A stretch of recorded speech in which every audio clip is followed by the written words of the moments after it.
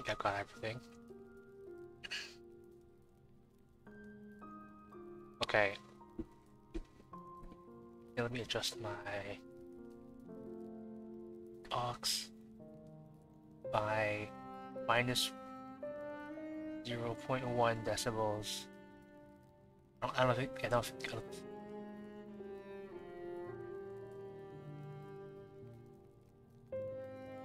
I couldn't do it in an increment of 0.1, so I had to lower it by 0.2.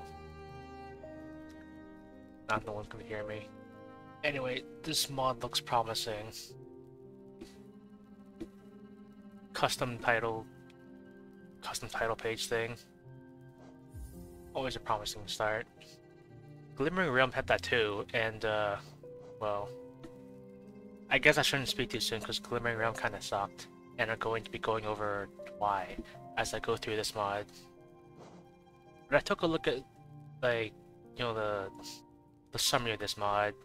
It says it overhauls some areas of the game.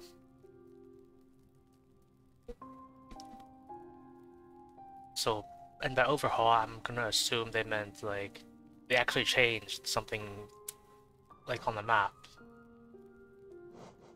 And not just shuffle it around.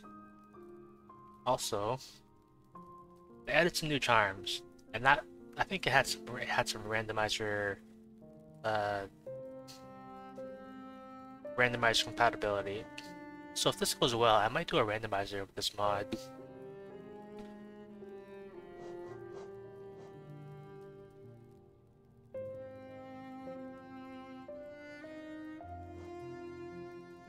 Okay.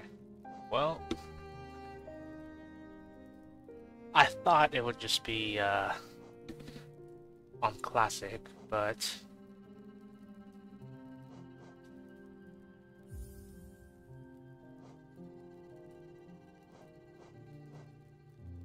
okay.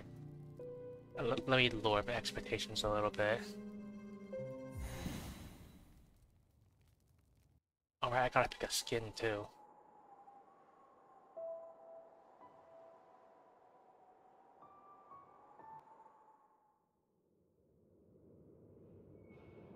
Don't think there's anything new here.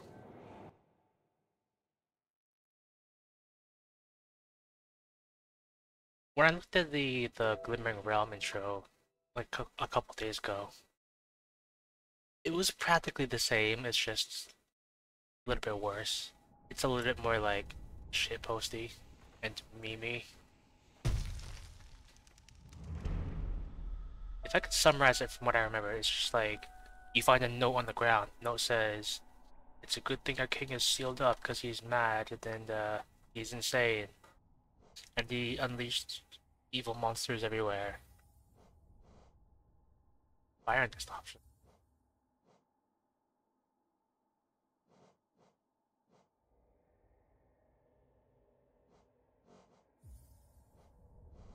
Or just give me my custom skin. Fyrenest. You know, I feel like a little grim was fitting for this.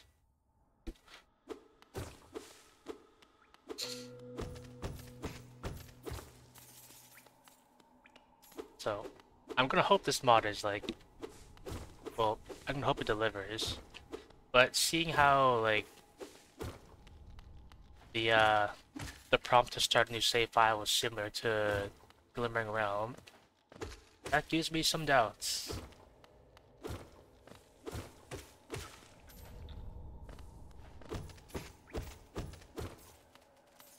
Yeah.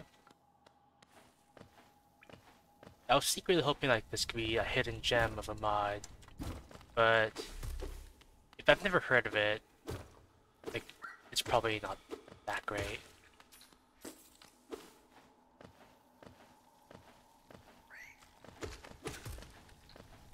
Yeah, so I'm not getting those. Yeah, you think. So if they added a whole new game mode specifically like for this mod, does that mean like this stuff doesn't exist in the other game modes like classic or regular Steel Soul or Godseeker. I might have to try it. Yeah. This better not be an egg. Okay, good. Because when I did Glimmering Realm the other day, that was an egg. And I tried to play through that mod for like 2 hours, and then I realized it wasn't a great mod, so I just stopped early. But there was one point I wanted to bring up, especially with that egg.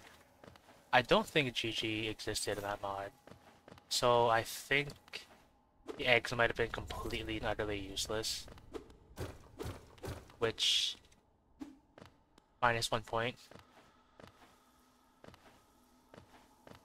Should probably go over like my experience of Glimmering Realm. Let's see, so I started the game.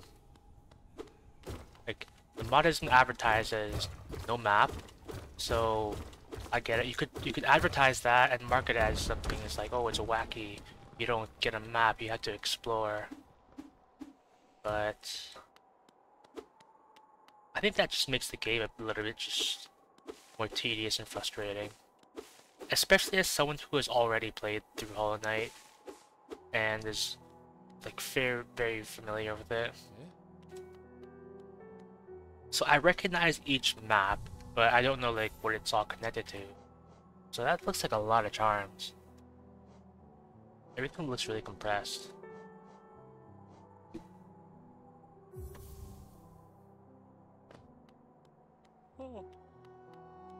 Alright, let's see, this said something about dialogue. Almost forgot.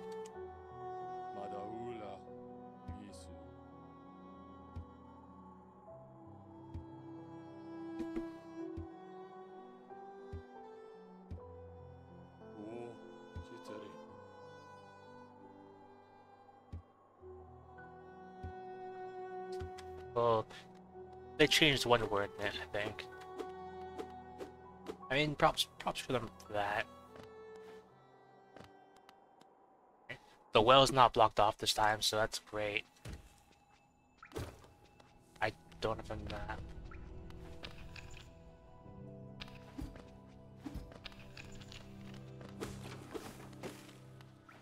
I'm getting flashbacks to Glimmering Realm. Parts of the map are just blocked off.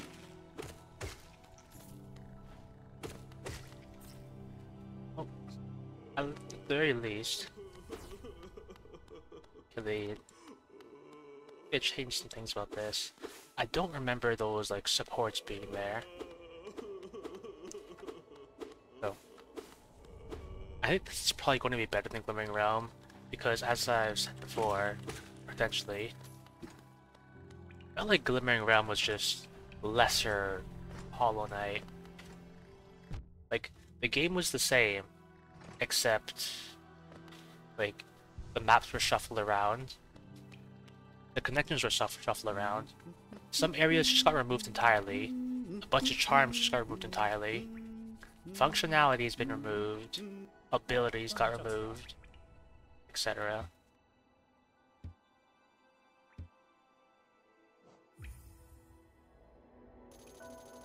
I'm starting to doubt they're actually gonna like change the layout of each map. Yeah.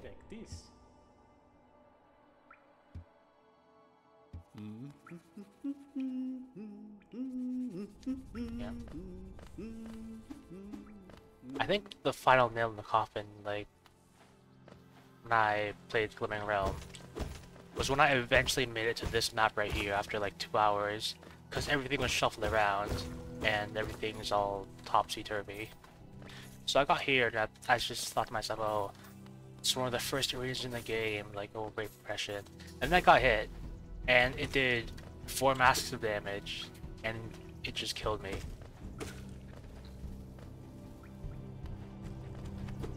I missed.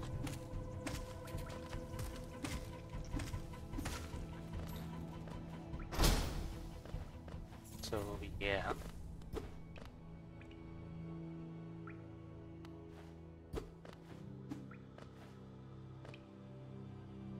I was just talking about removing functionality.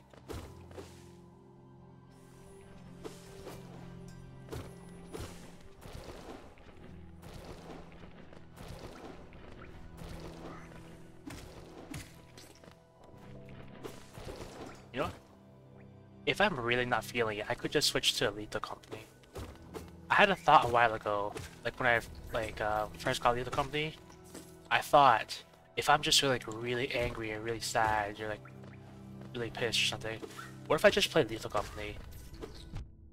So like I wouldn't be able to be like negative or upset because I'd be too scared. I think that's what some people do. Like, a couple of years ago, like a long time ago, like maybe 5 or 6 years ago, I watched this YouTuber called Peanut Butter Gamer, and they released a video called Games to Play When You're Depressed. It was a pretty good video, and one of those suggested games to cure depression was, I think it was Alien Isolation, or was it Outlast? It was a horror game, and its logic was, you can't be depressed if you're like scared out of your mind. Yeah. I should probably play more horror games.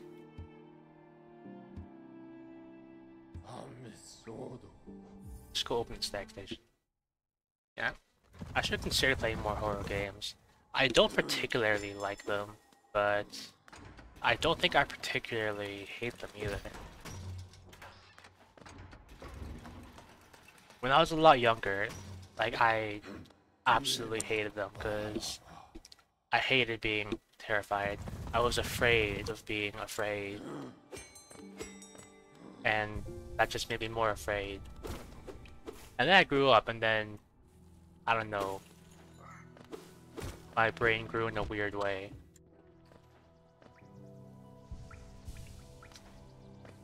It's like, anyone who knows me knows I don't really react to anything. And the reason for that is because, for whatever odd reason, my realization is faster than my reaction. So like, I see a jump scare and then, like, the nerves are traveling through my body about to make me jump. And then like, my brain realizes, oh, that's what it is. And then the nerves just stop. So I don't actually like jump.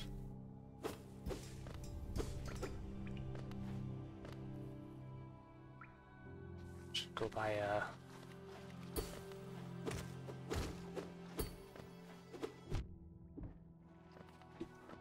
that guy right there. When I first decided I wanted to learn how to parry, I'd practice on this guy.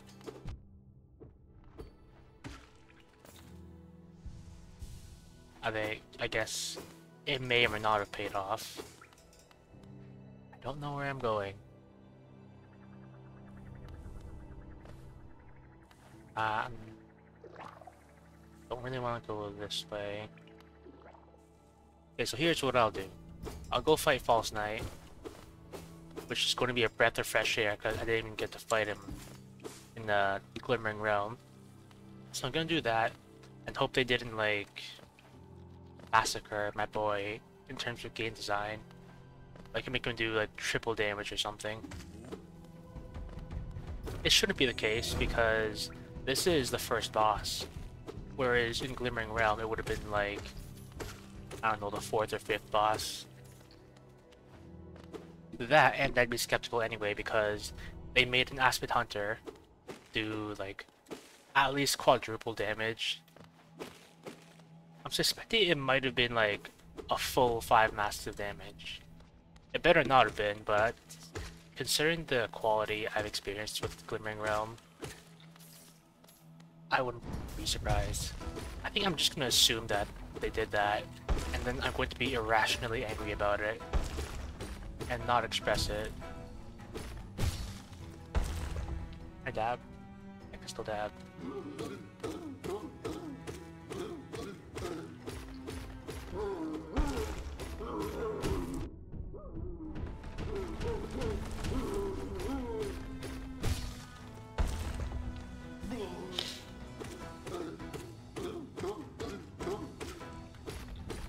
When I first got the Glimmering Realm, I was thinking like, oh, I'm so excited to finally get out of Vestment Cry, because I was so tired of doing 1/5 damage.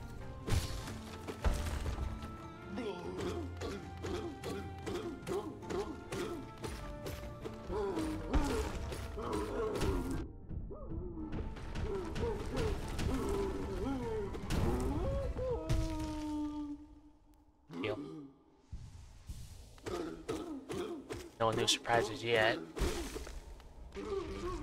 So I'm gonna go get Fireball or Vengeful Spirit for the uninitiated.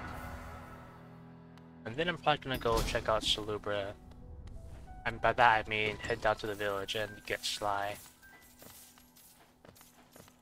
I still got like finish highlighting my own stuff.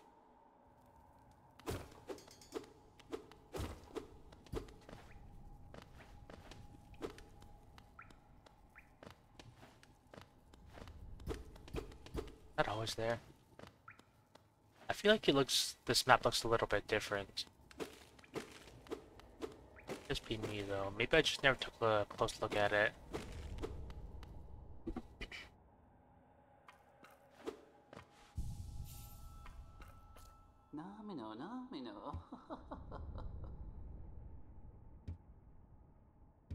When they said revamped all the dialogue, did they just mean like they changed their instance of Fyrenest to Fyrenest?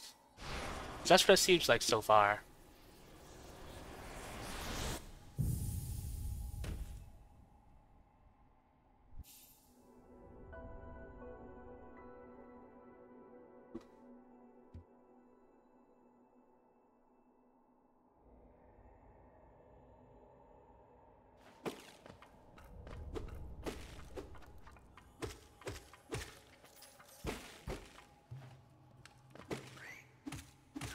What I'm gonna do after I'm finished with this mod?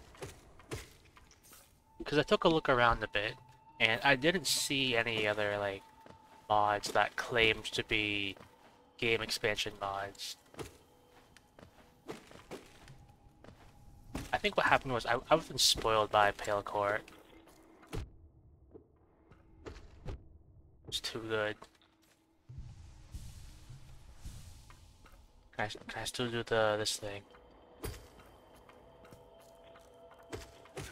Oh yeah. Another complaint I have about Glimmering Realm was that I think they just removed dash entirely. Cause like I've been playing through the game for like 2 hours, didn't get dash. I looked on like a user created map because there was no map and someone had to make it manually. So I looked on their like custom made map and I didn't see dash anywhere. So I'm led to believe they just removed dash entirely. And that is another like -2 points because you move really slow. Like you don't have maneuverability. I think ability progression goes like this in my experience. So in Glimmering Realm, first ability you get, Crystal Dash. Arguably the most useless, like, significant ability.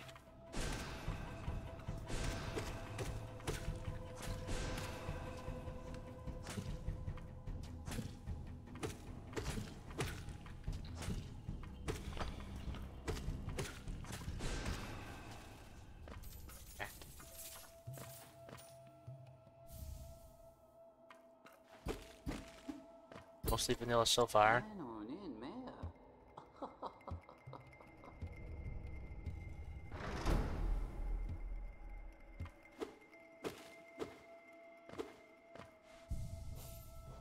Swap the charms out.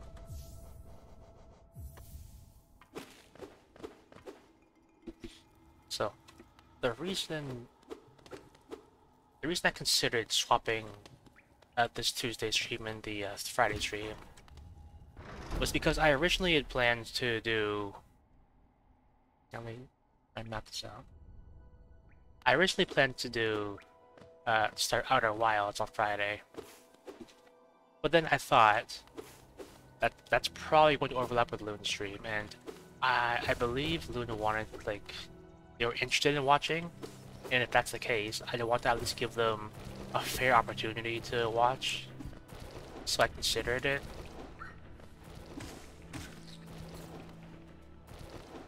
But then I thought, maybe Holland is probably easier. It's easier to do nothing than change. Also, I've still gotta like actually test Outer Wilds, like set up the game capture and make sure everything works. Make sure I can play the game without a scroll wheel. if I do at the beginning of scroll wheel, like, I do have a controller that I can just bust out. If worst comes to worst.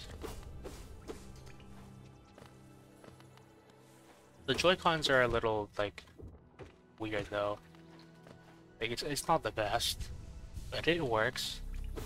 Like, I can't walk straight down, and that's one of the reasons I had to stop playing Overcooked.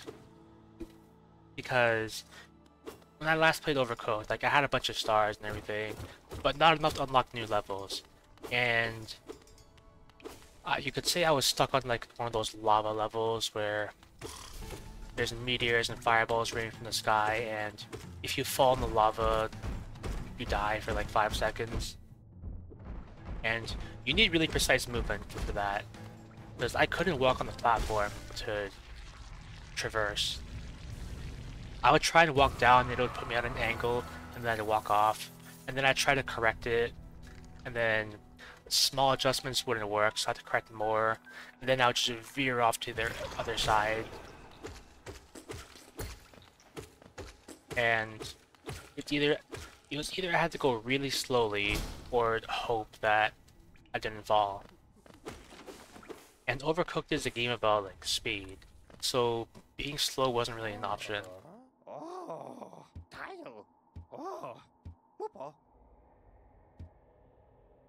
Fire camp. Revamped dialogue, by the way.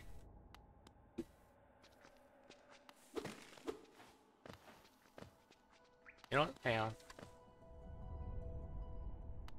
I doubt it, but... Okay, well, they covered this, but...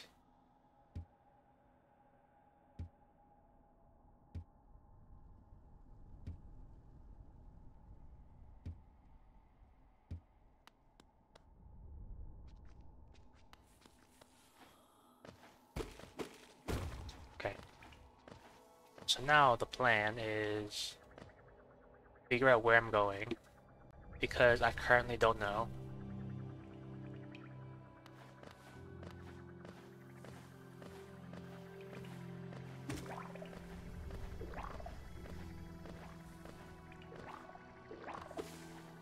I wonder if I'll ever do a grass percent run or something. Probably never. If I remember, I think I've already like sworn off attempting a grass percent run.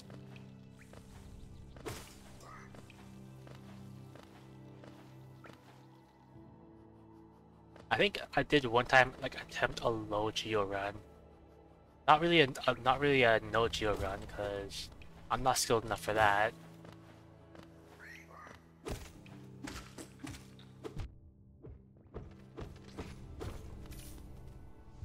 I think my record there with the low geo run was respectable. When I first did the low geo run, I thought it would be just like, oh, you just gotta avoid the money. But it didn't occur to me, like, avoiding money means, like, no spending. Like, obviously, even if I accidentally picked up money, I wasn't gonna spend it because that was against the spirit of the challenge. So, no spending, that means, like, most importantly, no map. So I had to, like, know the area, know the game world, which, thankfully, I do. I could have got that. Also, no nail upgrades, no buying charms, no stags. So, it was a pretty good challenge. It gave me more of a run for my money than I thought it would, which is good. I appreciate that.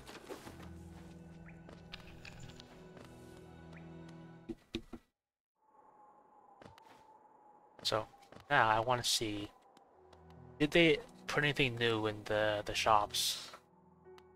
If there's anything new, like, wait, pine?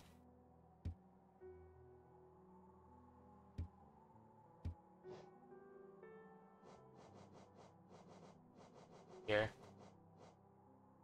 I'm gonna need the quill, but I want to check. Mobadis.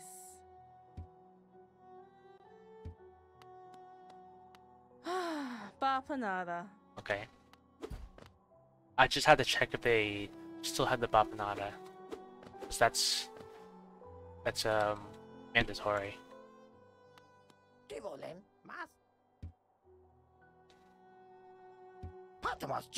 Why'd they rename Iselda to Pine? And like they kept Sly the same.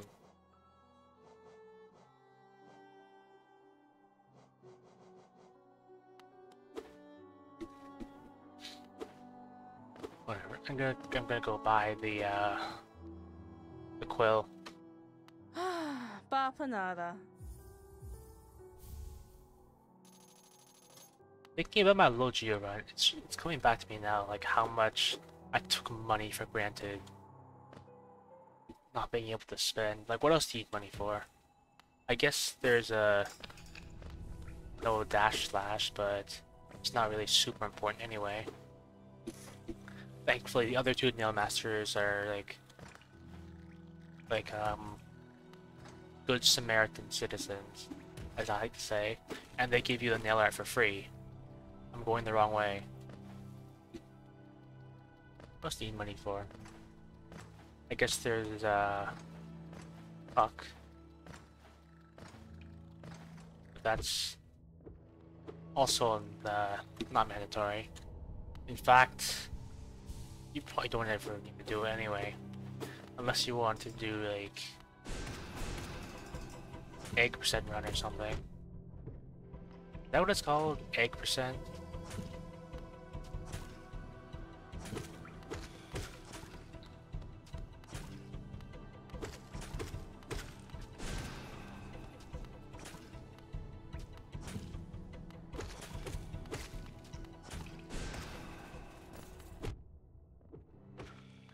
I feel like I'm getting less soul per hit. Maybe it's just me, but it's usually like 3 hits and then you get a charge. I feel like I'm getting a little bit less. Before I started, like in preparation, like the days before today, I tried doing a little research on like what this mod entailed, like what it was about and stuff. I couldn't find anything. Like the only thing I could find was like this pyromancy mod that supposedly changed up the game such that it was more focused on pyromancy. Like it changed the Vengeful Spirit to be like a fireball and other spells to be, well, endowed in a like fashion. But I think that was a different mod. It's not this one. And also, that pyromancy mod, I don't think I saw it on the mod menu anyway. So if I wanted to get it, I'd probably have to go somewhere else to get it.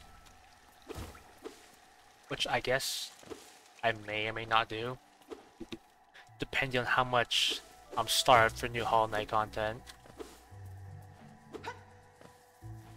I got this transition there.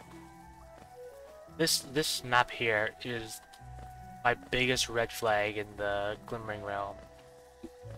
Because what you're supposed to do there is you're supposed to grab this like this squid and you're supposed to like pogo up there, which is a speedrun strat. And the reason that's such a red flag is because hello Six, welcome in. Thanks for stopping by. Yes, even my dude/dudette. Yeah, I started using my my waifu model more because 1, I wanted to, and 2, because I think one time Toast came in, and then they redeemed for me to switch my model, so I did, and then I thought, I'm just gonna keep using this model until someone turns it off, but I like it. I think it is one of the older models, like my should I say default model is a bit more updated than my wifey model. Although I can't really tell the difference. I like them both.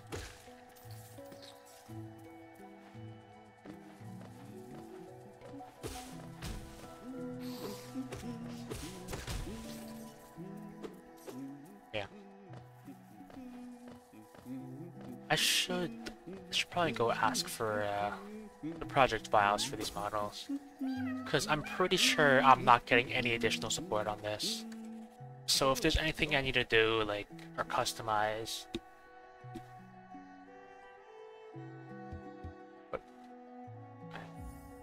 So if I need to do anything with my model, like, or change it or customize or anything, I'm gonna need the project files. I could probably, like, rip them myself, but it would be more proper to, like, get the actual files.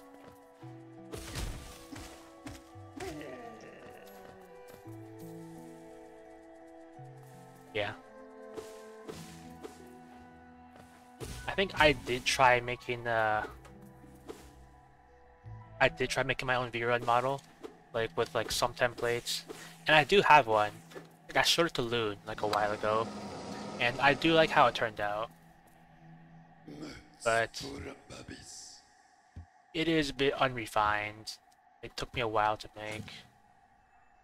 If I was more skilled, I'd probably be able to do it faster and do it more refined.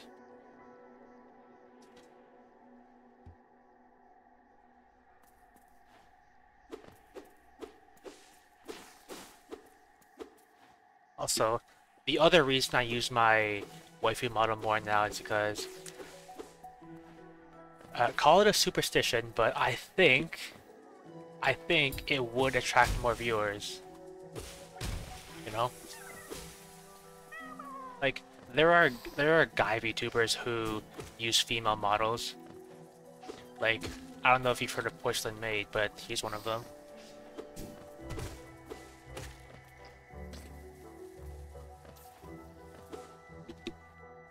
Yeah, when I first started Porcelain Maid, I thought, oh, like, cursed doll VTuber kind of thing. And then I went into his stream and I heard his voice and like, I thought, yeah, Porcelain Maid. He's got a female model, you know, like booba and everything, but his voice is obviously a dude, and he's probably admitted that he's a dude. His actual name is Joel, so I think he's a dude.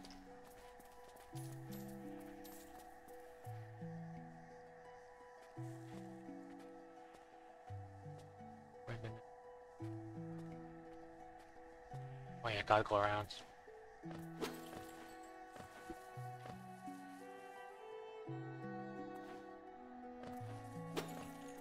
I haven't seen too much of Porcelain Maid, like I just know it's a dude behind the female model, and I know he's got like a crack in his face.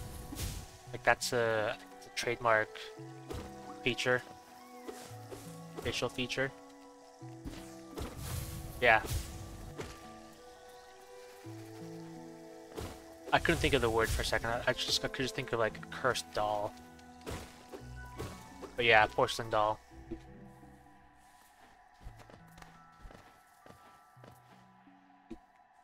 I think I'm also doing what some other people do.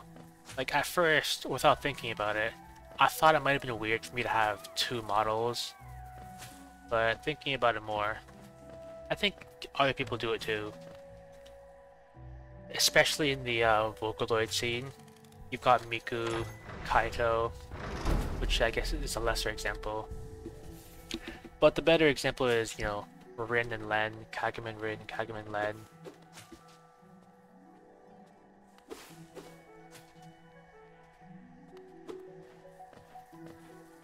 Yeah, I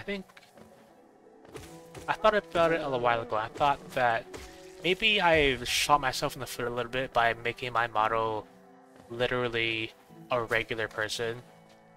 Like a regular, ordinary person. Like, Loon's a sea monster, and like that's interesting. I'm literally just a person though. So I don't know if that's gonna come to bite me someday. I don't know if I'm gonna get like a redesign. Yeah. But another factor in it is that if I do get a redesign and need a new model, I'm gonna have to do it myself, because I'm not getting help.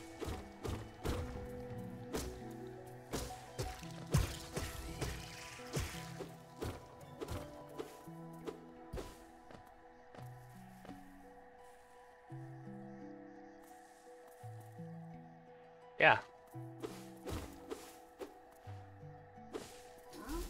I've already dabbled in it a bit.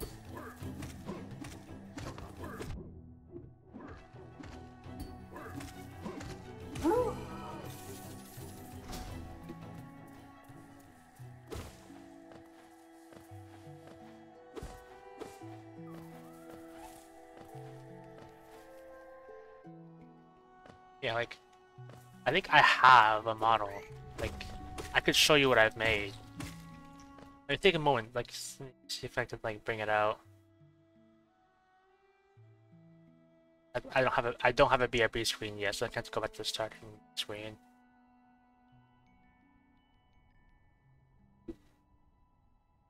Let's see.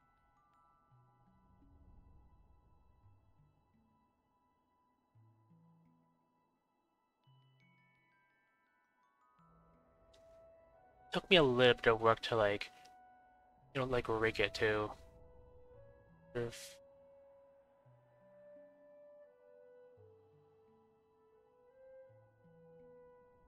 Yeah, maybe I will after.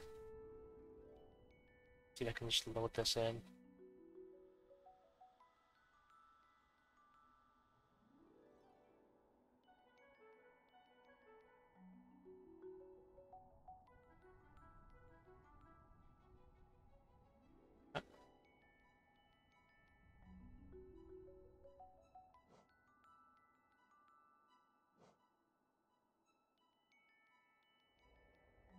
Sit.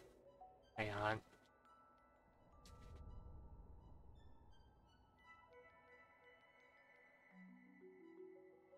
Okay.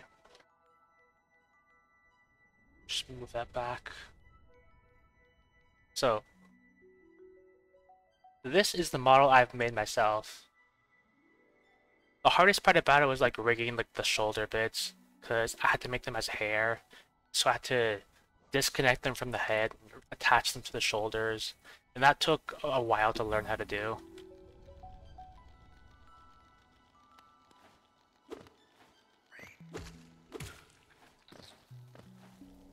Yeah, I probably should be like less afraid of criticism. I probably should share my stuff more. Probably.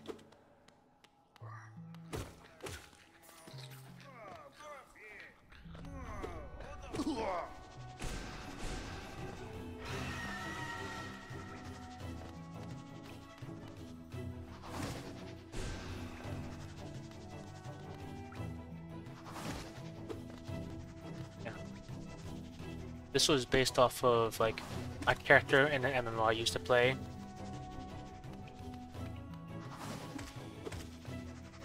Yeah. I probably should like do more with my streaming stuff, because I have been like a little lazy with it.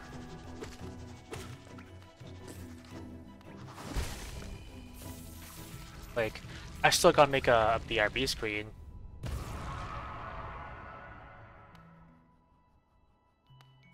I think I do have like another idea for an emote too, but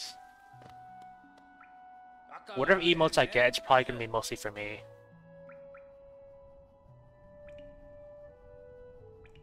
Yeah.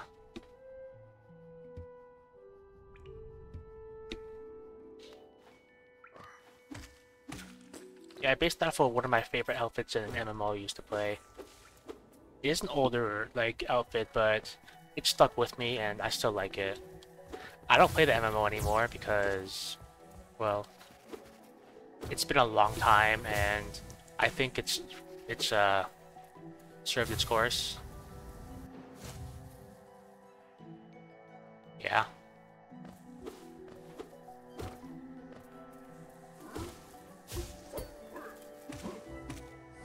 In V-Run, what some people do is like they just draw directly onto the model itself, but I didn't do that. I like took the template and put it in like an actual paint editing program, and that allows me to be more like precise and detailed, but it's a lot less seamless. What's the word? The mesh, the texture. The way the texture is it wraps around the back, and unless you line it up perfectly, there's gonna be a little bit of clipping, like at the back, and I didn't really want that. Thinking about it now, I probably could have just left it because you're never gonna see it anyway. Because I'm probably never gonna turn my model around. I'm going the wrong way. I wanted to get the stag first.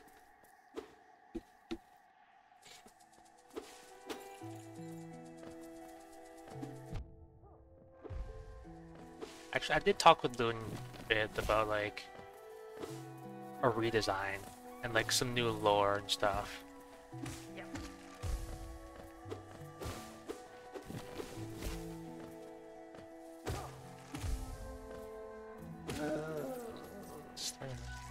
This is not the right way. Wow. Yeah.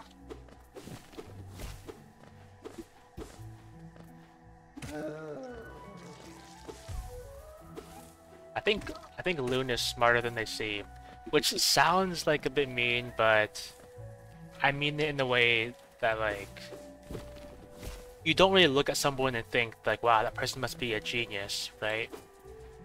Like you look at someone, you think, oh, they look like a normal person. Yeah. You're going the wrong way.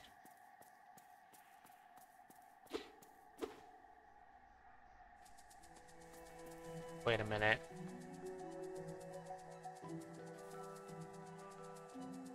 Wait. This is the right way. They just removed the stag station. Yeah.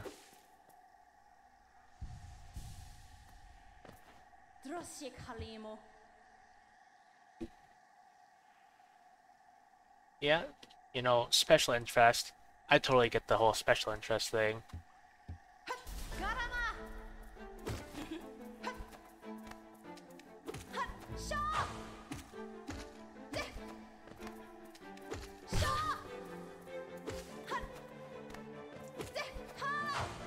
Yeah. I think it's pretty rare to find someone who you can share your special interest with. Because most of the time, whenever I do that with like people, they're really uninterested. And in some cases, they just tell me to stop because they really don't care. And then, well, they're probably just like not that great friends. Maybe that's why I became a streamer, so I could just like info dump anyway. No one's gonna tell me otherwise. It did take a lot of practice though, because when I first started out streaming, the hardest part was like trying to talk to an empty audience. I think you struggled with it a bit too, because you said you need someone to like bounce back and forth with. And at first, like I felt it wasn't right to talk to nobody. Like it didn't feel right. Maybe I'm just not insane enough. Yeah. Let me turn on my light. Because you look at some of like the top VTubers ever, and they're all like really unhinged, like really crazy. And like I think that's what makes them like so famous, because their reactions are so great. Like they react to everything, and Loon's really great at that. And I'm sure you know that.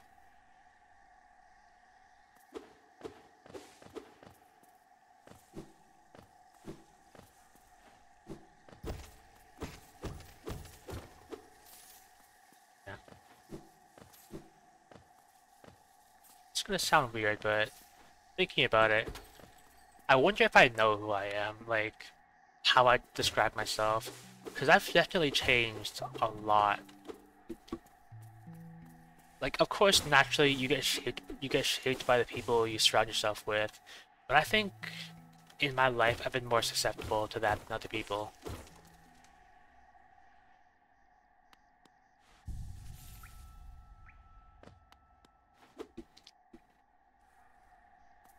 I think I essentially become like a copy of whoever I'm around.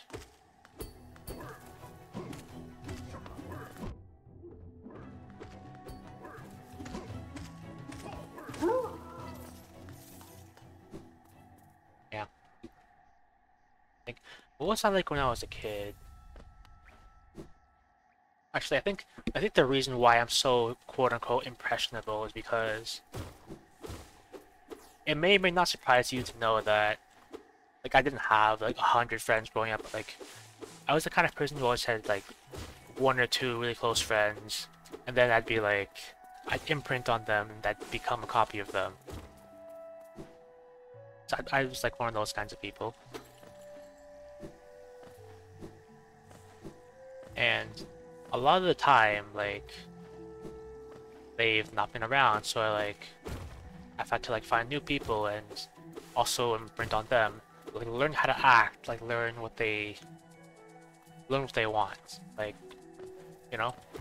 Learn how to treat them. Like, who I can bully and who I have to be nice to, you know?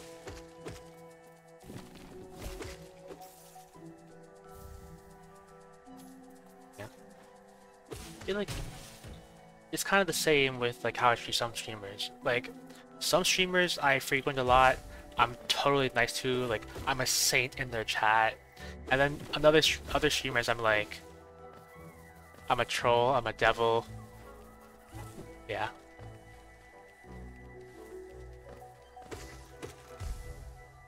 Yeah.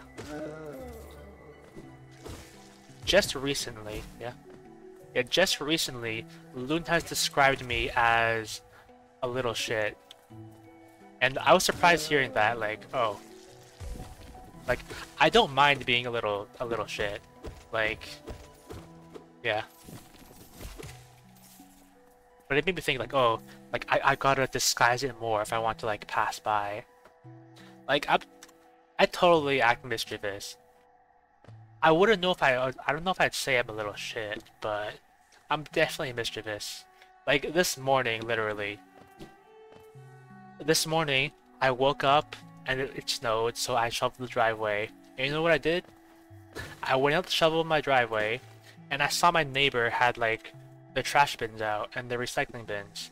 So what I did was, yeah, I shoveled my snow into my neighbor's trash bin. I just filled it right up, packed it in like nice and tight.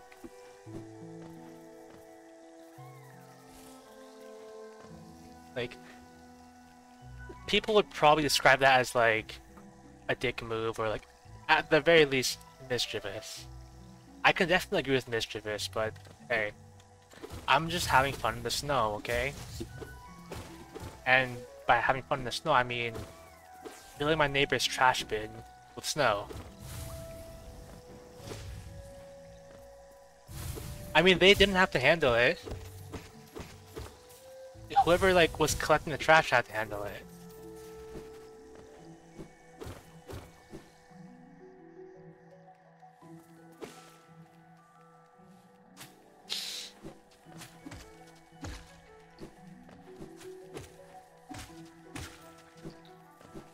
Yeah, I thought about like telling that story in the Discord server. Like, hey, what a nice morning. What a nice morning to fill your neighbor's trash with snow. You know, and I thought about it. On the one hand, I thought it'd be like a funny move, like, haha, mischievous, I'm a little guy. But on the other hand, I don't want people to think I'm actually a dick. Right? Like, I do stuff like that, like, occasionally. I think like a year or two ago, some people were digging like on our lawn to put in some new cables, and I wanted to shovel the snow. And what I did was, I filled the hole with snow, so I had to take it out again. Yeah, like, and some people walked by and they like just looked at it and like, they said they feel bad for whoever has to like clean up my mischief.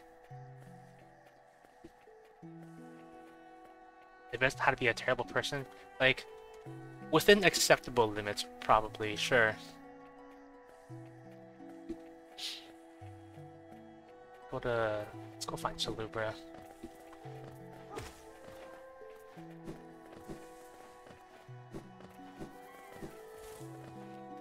I'm still trying to like find the fine line where it's like between funny and actually being a dick. Like, if it makes it better, I didn't actually fill my neighbor's trash can with snow. It was the recycling bin, so it was already open anyway. Yeah. Yeah, like when I first saw you, I thought like you were crazy.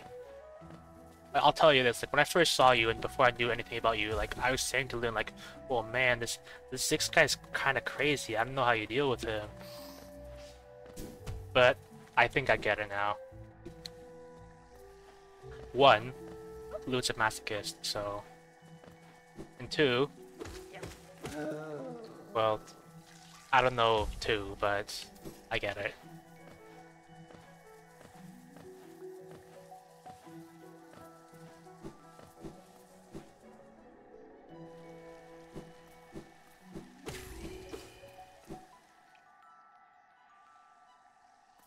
You know, all throughout my life, like for the longest time, I never quite understood why people were dicks to their friends. Like, I never understood that for the longest time. Because in my head, I thought, like, oh, you should be nice to your friends. I don't get why you'd be mean to them. And then, like, I saw some examples of how people act, and then, like, I got it more. It was mostly after I saw how, Iron Mouse and Connor acted together, because, like, that's definitely a friend dynamic.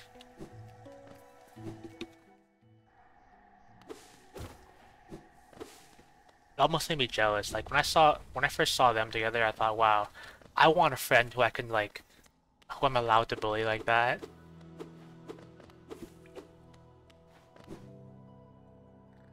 Like, within reason, of course. Like, sometimes I do feel a little bad too, you know?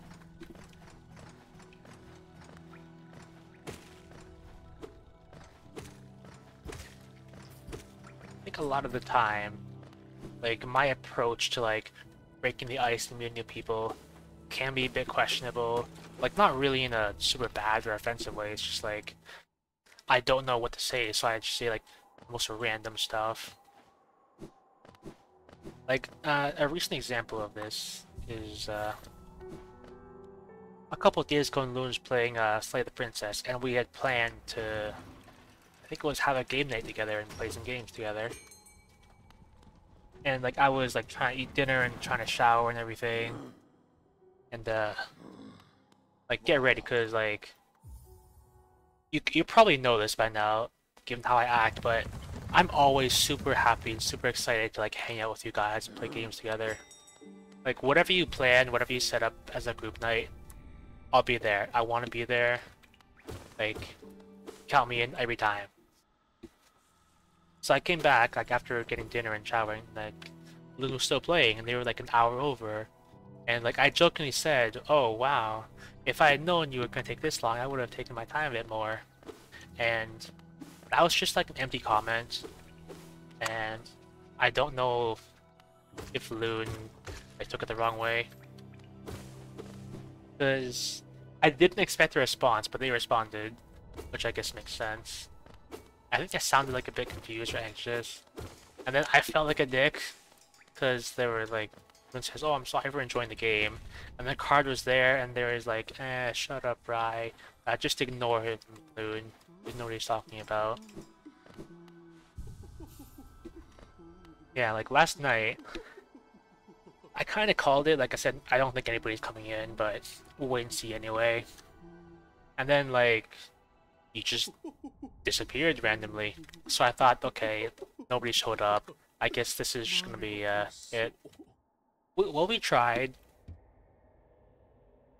If you'd stayed a bit longer, like I would have suggested, like, what if we just played like Duo Lethal Company or something?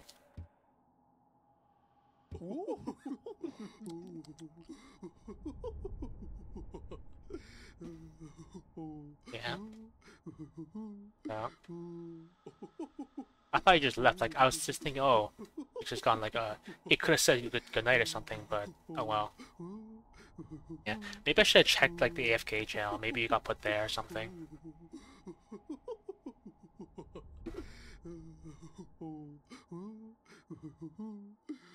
So I don't know what this thing is.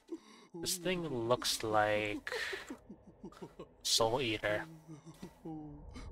I would imagine this thing is Soul Eater, but like so expensive. Hang on. If that's Soul Eater, then what's the Soul Eater's place? Because that's a charm you just like pick up from somewhere. So I guess I'm gonna go try and go there.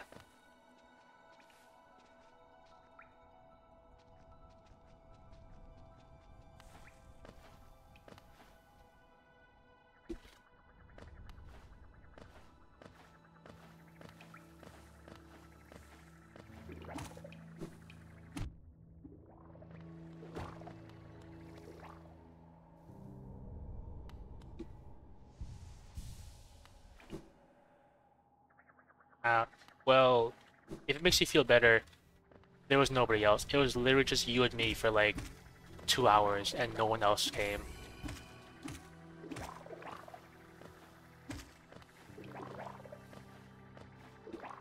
Yeah. Well, it happens, like people are busy and it was kind of short notice. Past me would like feel really bad about that, like originally that would be like one thing that kept me from doing collabs, like, oh, what if no one shows up? What if I'm just alone? And if that had actually happened, I would feel like really bad, but you can't let it get you down. Yeah. Also, the next time the moment presents itself with Loon, I did figure out this this interesting psychology concept. This interesting psychology concept about like how men treat their friends. Because I saw this like study that was done, and they found that like women and men treat their friends differently. Like typically, how a woman treats their friend group, they're like all kind and supportive, but yeah, sure, no worries. But like the way they found how men treat their friends, they're like, the best way to put it was that they express positive affection in a negative way. Like for example, if you know your boy's been single for like a long time and like they've been trying to get like a relationship and it's been like years and they couldn't do it, and then one day they manage it, like you don't say like, hey, I'm really proud of you, man, like I knew you could do it, I'm really glad that you found someone who loves you in the way I think you deserve to be loved. Like you don't say that. What people say is like, hey, congratulations, man. Oh, I guess I'm never gonna see you again. Good job. I guess you're not an incel anymore.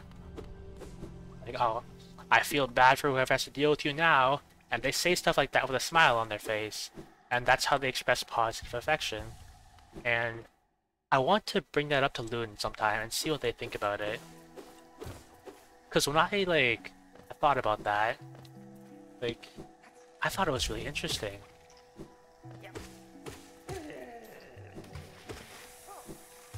And I guess I fall victim to that too sometimes.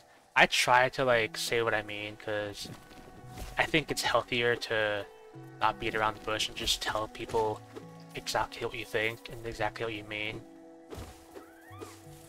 Like, for example, the thing I've said to Lewin once was back when I had that unpacking collab, like with Lewin, the Zachiran stream when we played unpacking. At the end of it, I was like, okay, I guess I'll see you next year. Like that's what I said. But what I meant was like, hey, I had a lot of fun. I hope we can do this again sometime because I really enjoy it. And it's become a really special part of my day, being able to spend time with you. But I didn't say that. I said like I expressed it in a negative way. With a smile on my face, of course.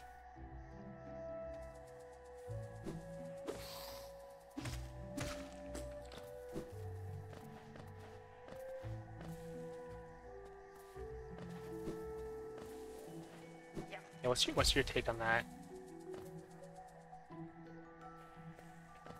It's not gonna be like some super simple like one sentence take, is it? I think that'd be funny. Like, I hear about this thing. Yeah. Let me. Yeah, I definitely feel that. That's one stereotype I always hated, because I faced that stereotype a lot in my life. Like when I was a little kid, I was accused of being feminine a lot for a number of reasons. Because, like, one, I was really sensitive. Because, like, back in the day, mental health didn't exist, so I just had to exist.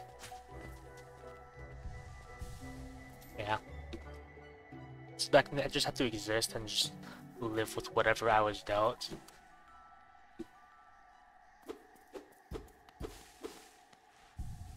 I think a big example of, like, how I've been criticized for my gender in the past is, like, I've been discriminated against because, like, my hair was too long and it made me look like a girl.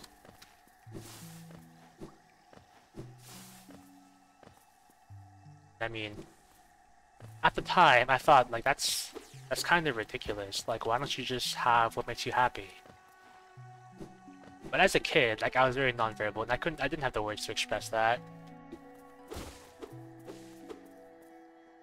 And you know what? The guy who said that to me is gone, so I'm just living here my best life.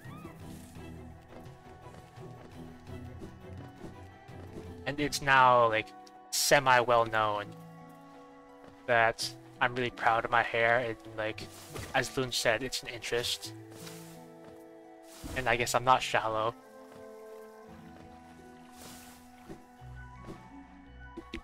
Yeah.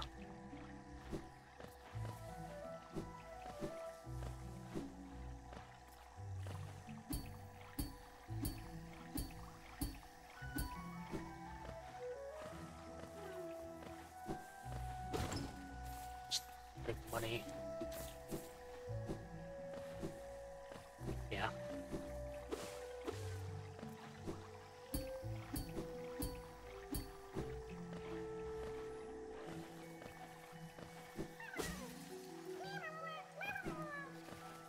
I can reach it there.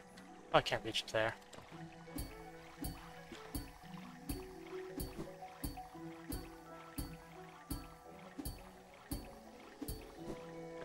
I hope the world becomes a better place, and I think it is.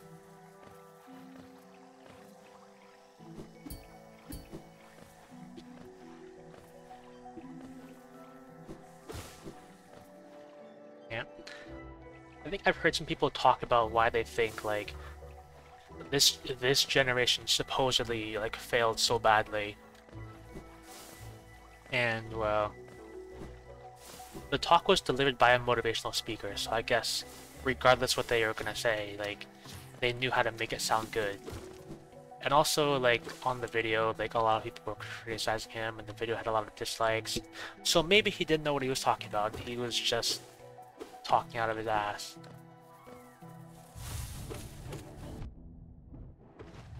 I got hit by a massive mouse pad.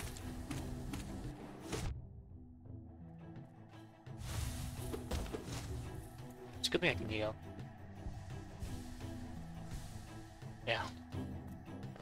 I think I was just talking about, like, how I once saw this TED Talk about, like, why someone thought this generation supposedly failed so bad. Like, you've probably heard it, like, this generation's entitled, they don't want to work, they're lazy, all that.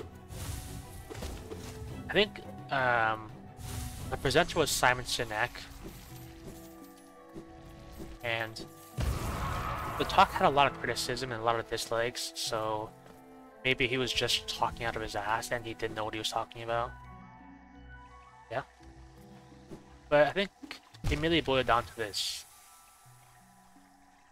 So what he said, that I remember, was that parents in the past didn't really know how to raise kids, so what they would do is they'd, like, you know, go to the library, like, look up how to raise kids. And at the time, the kind of material you'd find is, like, tell your kids that they're special, Tell them that they can have anything they want, and of course, participation medals. Yeah.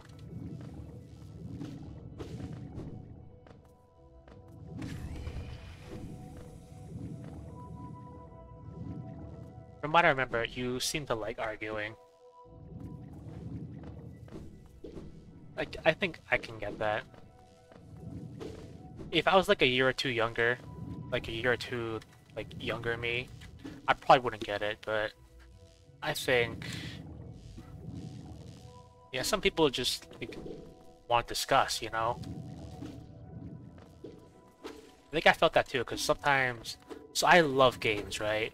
And then like a new game will come out or a new update, and I tell my friends like, oh man, this update sucks. They ruined it with this, this, and this. And they'll just look at me like, why are you angry? And I'd be like, I'm not angry, I'm passionate. Like this is important to me and I wanna tell you all about it. But they always said I sounded angry, so I had to kinda stop.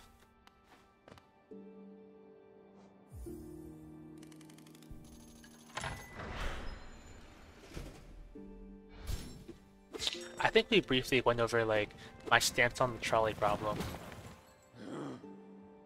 Yeah. You know what,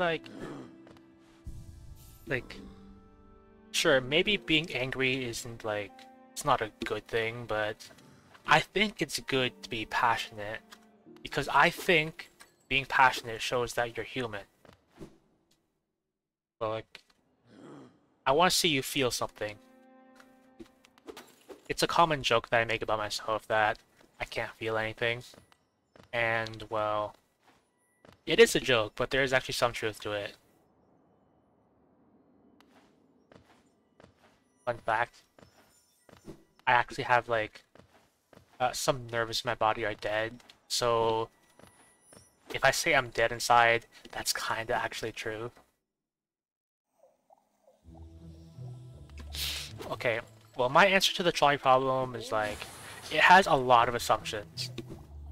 Like, if you just ask me the basic question, like, there's 3 people here, 1 person there, would you switch or not?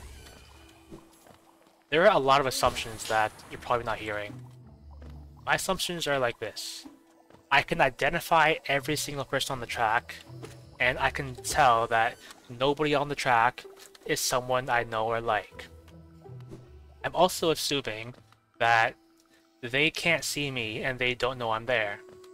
And also, there's nobody with me, and there's nobody who's going to judge me for my decision. And in that scenario, it's my decision, and it's not really my problem. But it might also be influenced by the fact that if I was on the track, I would expect someone to make the same decision as me.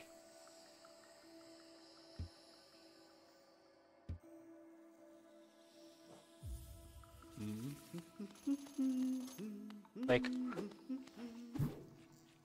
if I was on the train track and my own logic was going to get me killed, I think the person should still, like, stand by that logic. Well, I say that, although I am very selfish. Like, I guess I would like to preserve my life. You know what? I'm definitely greedy. And selfish. But I think it's good to, like, have a stance and stick to your guns. Like, stick to your convictions, you know? I mean, from what I remember, I think you said a while ago that you liked philosophy. And I was really surprised to hear that, because I don't hear a lot of people talk about philosophy. Like, I love philosophy. I took a philosophy course in college, and, like, in that course, I wrote one of the best pieces of work I ever wrote in my life. I had to write a philosophy thesis on something, and I wrote it. Well, I titled my paper this. I titled it, Good and Evil Do Not Exist. And I talked about, like, how the concept of good and evil is, like, it's always subjective and it's abstract.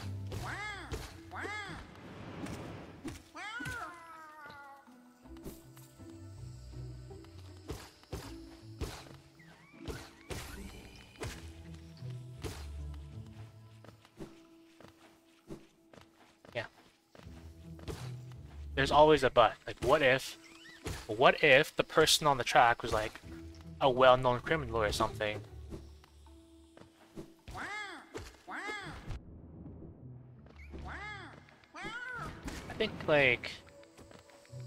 I think thinking about it too much kind of like soils it a bit.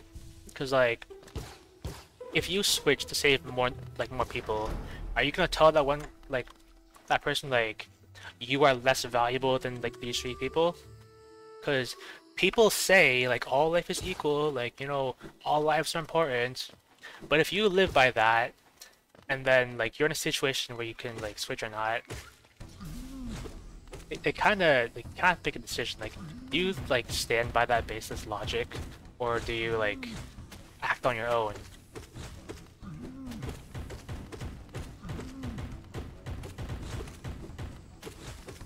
Like, yeah.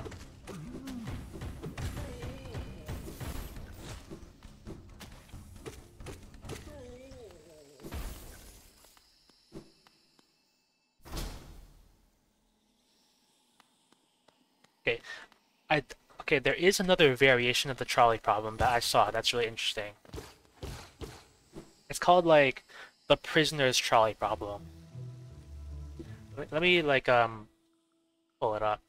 Make sure I'll get this right and like describe it right. But a situation is like this. It's the prisoner's dilemma, right? Let me get this right. Prisoner's trolley problem.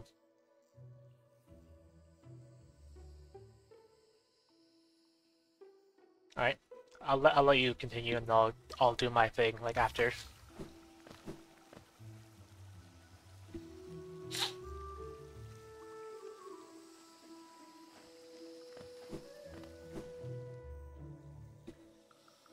Okay.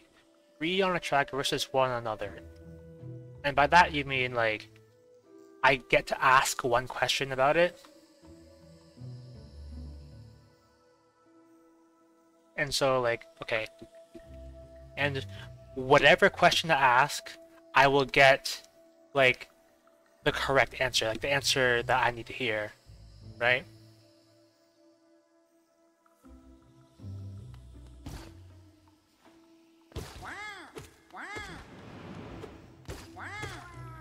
Okay, so if I had 1 question to ask, I think I would ask...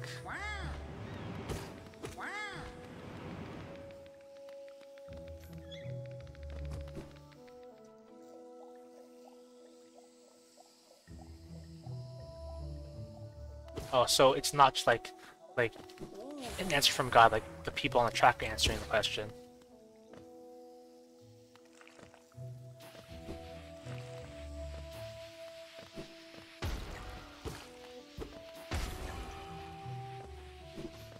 Okay.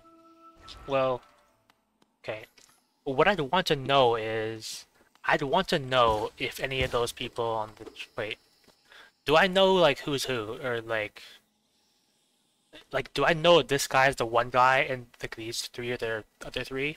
Or do I not know who's who?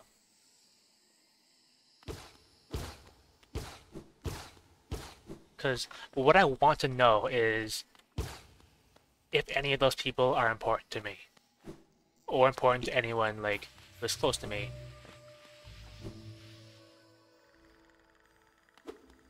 So if I can see them, then I should be able to just identify them myself, right?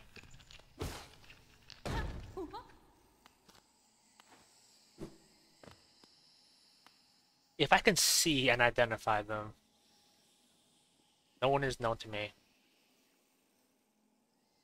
Well, if no one is known to me, then I don't know if, like, that affects my decision.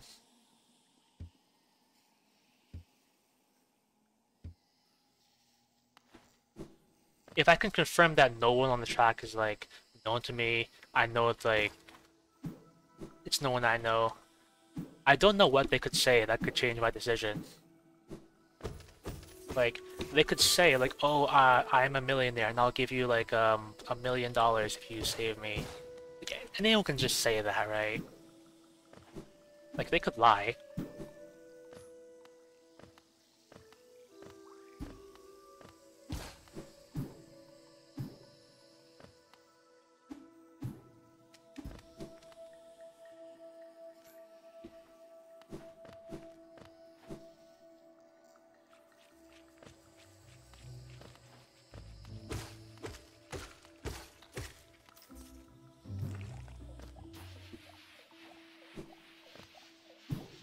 Well, as it stands, I don't think I would ask a question.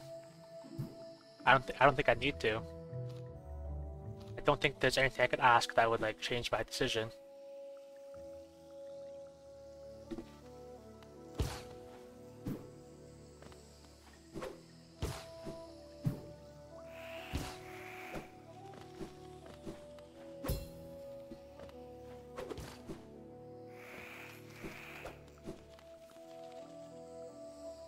Well, and so like they've seen me like walk away, and then what are they gonna do about it? The one who lived will live knowing that they lived because of my decision. Are they gonna hold that against me? Like, did you want to die? Could have said something. Oh, you know what I know what I'd ask. I would ask.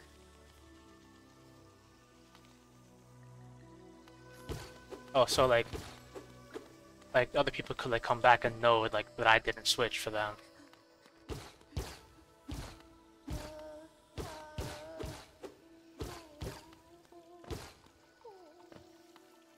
I think I would still stand by it. Like, if there was a chance that the people who like would have died lived, and they would live knowing that I was gonna let them die, I would still stick by that.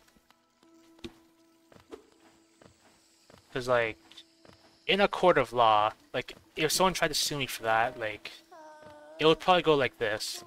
There was no order in place for me to protect those people. Like I had no hand in that. I was not involved. You cannot be prosecuted for being idle.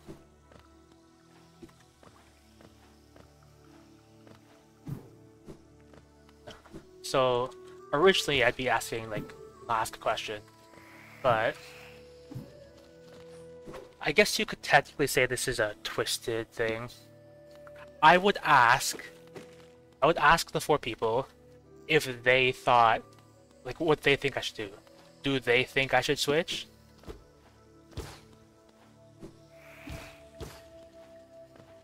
And here's the thing. If they can come to a consensus, if all four of them agree that I should switch, then I'll switch. If there's a disagreement, I will not switch.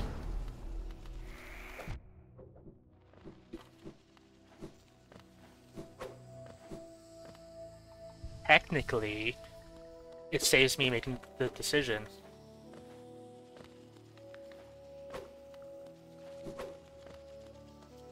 Technically.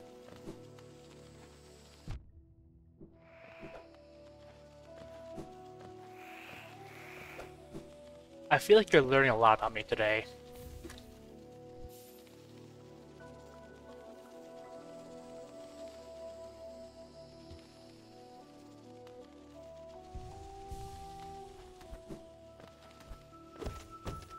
I feel like if somebody heard this out of context, they would feel like this is all a game to me.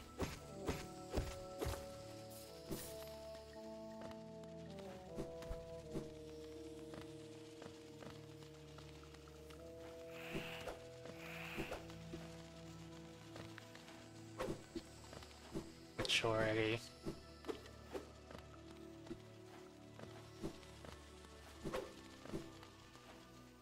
So, I thought of this thing before, and it's like... I thought about this myself like a while ago. That's why I'm bringing it up now, because I remembered it. I thought like, if they can all agree on the decision, I will go with it.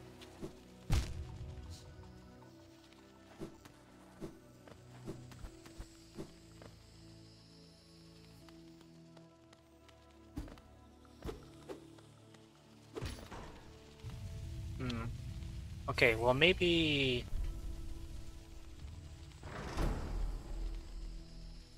Well, I think the important thing to keep in mind here is that going into this question, going into this hypothetical, I don't think I really care. Like, if I can confirm no one on the track is like someone I particularly care about, you're all just random people to me. Like, this is probably going to sound really weird, but I think me asking that question is just more for my own amusement, because I want to see what they say. I want to see if they can come to an agreement to figure out amongst themselves who to sacrifice. Because, like, I'm inclined just to walk away and leave. I want to just leave. But I'm curious. Curious what they're gonna do.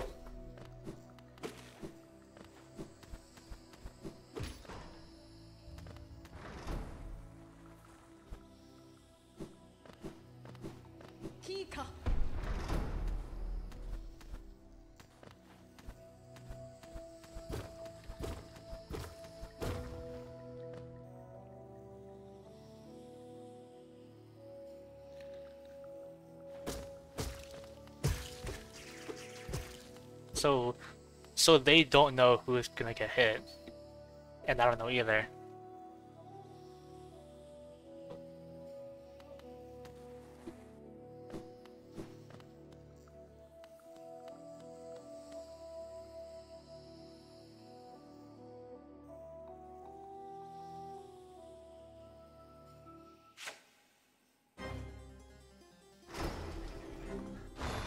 I don't know if how you can spin this to like make me consider the lives of random people, which sounds really bad, but I just don't really want to interfere. It's none of my business. You know, like put some people I care about on the tracks, and then like maybe you'll get an interesting like answer. Although.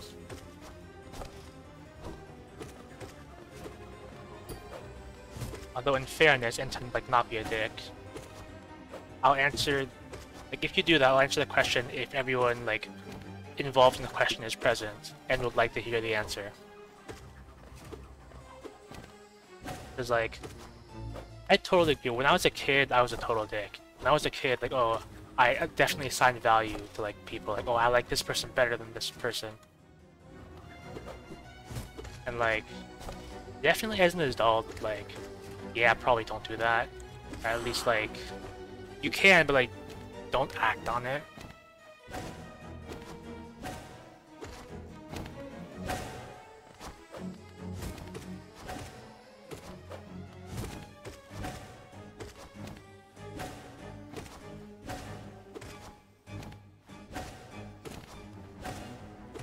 I feel like whenever like you ask someone this like sort of question, and like you feel like their answer is interesting, it'd probably be like good to know like what their background is.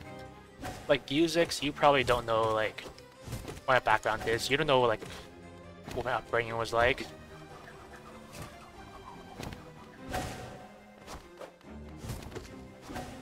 Yeah.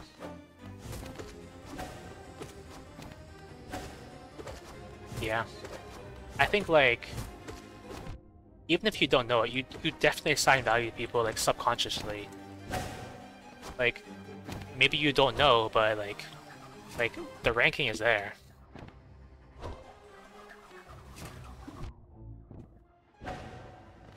You know bits.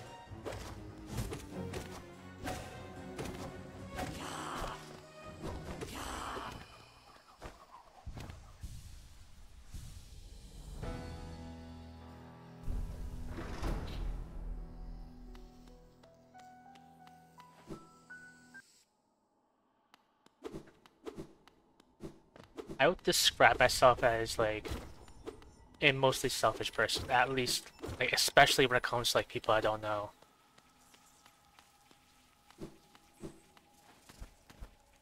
I usually tend not to like act out for people I don't know.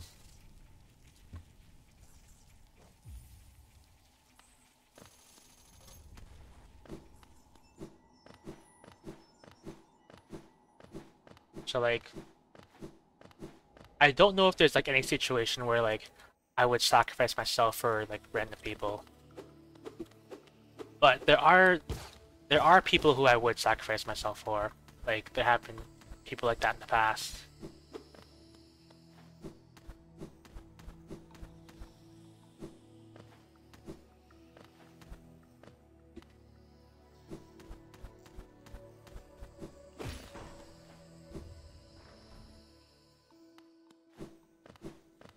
You might want to remind you to stretch and hydrate.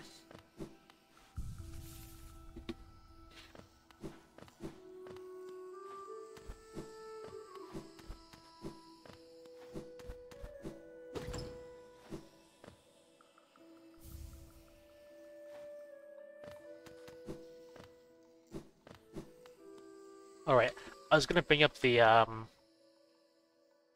prisoner's trolley problem. So it's like this. Let's see if I can pull this up. Open image in new tab.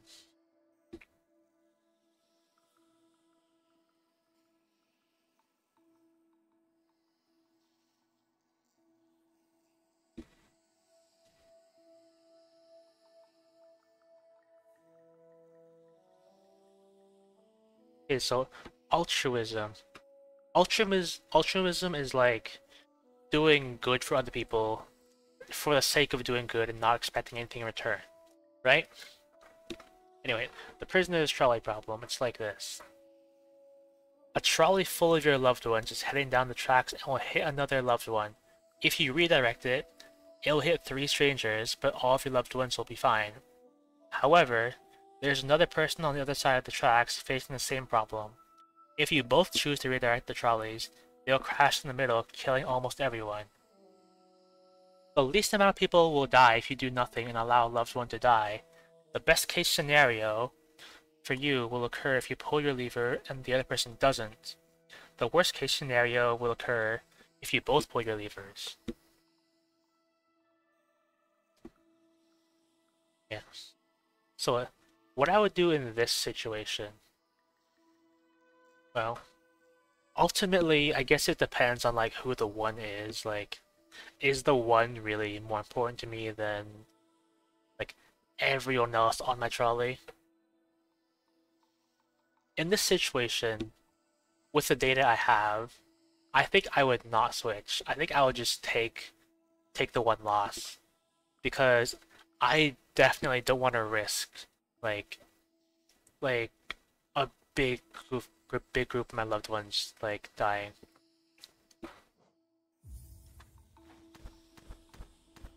Like I don't think I would trust the other person. And I would play it safe.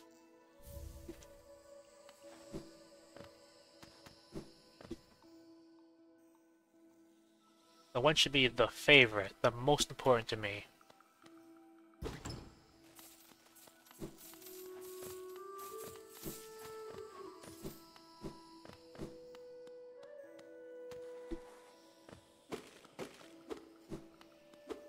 Well, that certainly makes the decision feel a lot worse, but I think I would still not switch, and I would still take the loss.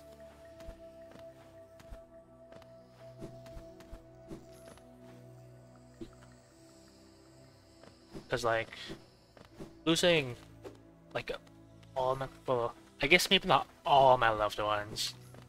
Like, it really depends, like, who is on the trolley. But, like, I wouldn't say I have a lot of loved ones. So, if I consider someone a loved one, I feel that's, like, pretty high praise.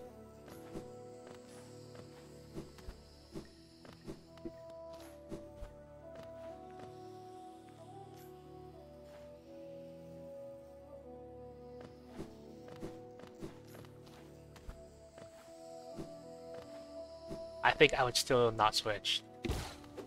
Because, like Loon said, like the human brain is surprisingly elastic. Like sure I will lose like my most loved one, but it would probably be better to lose like my number one than to lose like my entire like top 20 or something. Top 20 minus the one.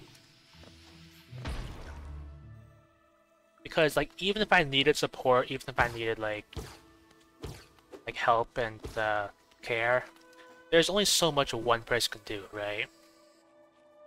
And the same goes the other way. Like I would feel really bad letting like the one die, like sacrificing the one, but I think there will be so many more facilities for care, like from all the other people.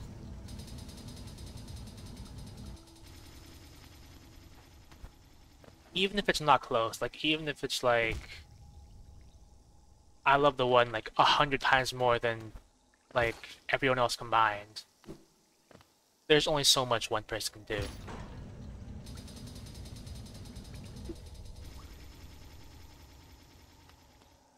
Like especially in my current scenario, because like I don't look good on paper, right? Like I don't have a college degree. I am unemployed. I have no work experience. I'm like antisocial. I have undiagnosed like medical conditions. Like I don't know how I could look worse on paper, unless I was like a criminal or something. So like for example, like if something happened to my mom, I would have no income, and I'd probably die. Like yes, being someone unemployed, there are services that like help and support you and everything, but that's a lot of paperwork. A lot of paperwork that needs stuff that I don't exactly have. Like for example, like my old phone broke down, so I needed a new phone. And with that comes the complication of like I gotta like physically go to the bank and tell them like, hey, I got a new phone. The old phone number is no good anymore. And that's definitely going to be like, oh, that's not gonna be an easy conversation because, well, it's like security, financial security. It's your bank, so yeah, they have to be like really strict.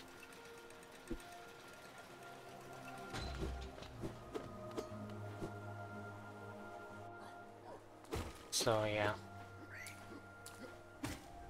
I think it's a good question to ask. Like, who is a loved one? What counts as a loved one?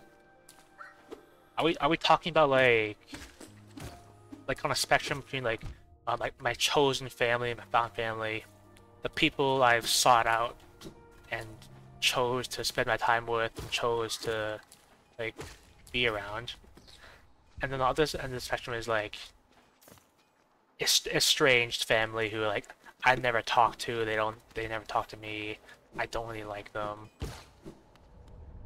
Like what counts as a loved one? I guess it counts like there are different categories like emotional and physical. Like who makes me feel good, who makes me feel loved and welcome, and then who, as bad as it is to say, like who's more beneficial to me, right? Vendasu. Ah, Ranjo Stenja.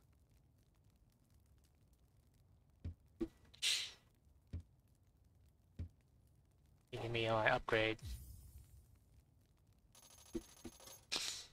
Jonsha.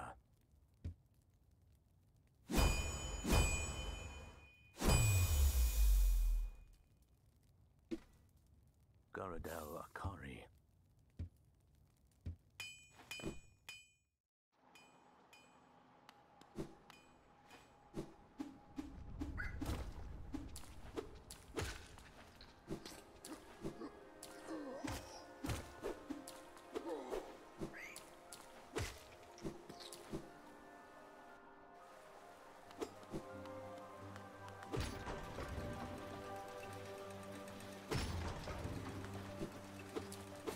I'll go up here.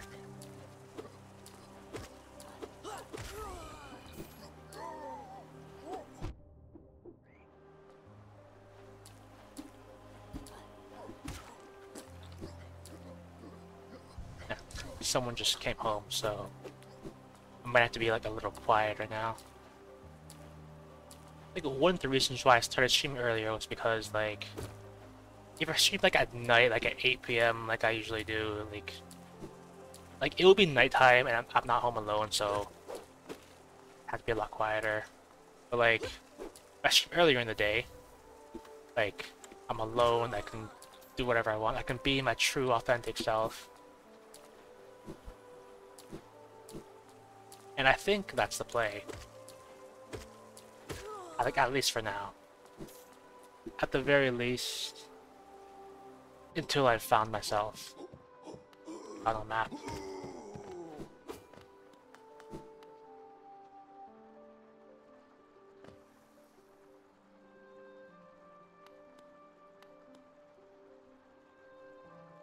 Kidding me?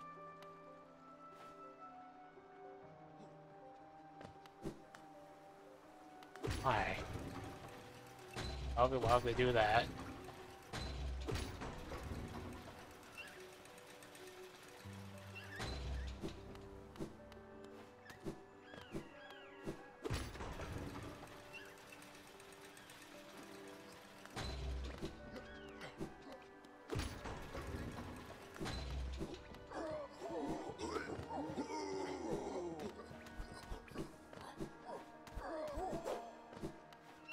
I'm starting to suspect this Fyrenest mod is like of a similar caliber to Glimmering Realm. Namely that just unnecessarily blocked off passage. Like what purpose does that serve? Like it's not even locking something away, it's just blocking a shortcut. Yeah, maybe like I'll hold my reservations for like mods that I've heard about, mods that are confirmed good and tested by the community. Like this is better than Glimmering Realm, but mostly only because it doesn't really touch any of the base game things. Well, it leaves a lot more of them intact. I'm still tilted that Glimmering Realm required a speedrun skip for progression. That's a red flag.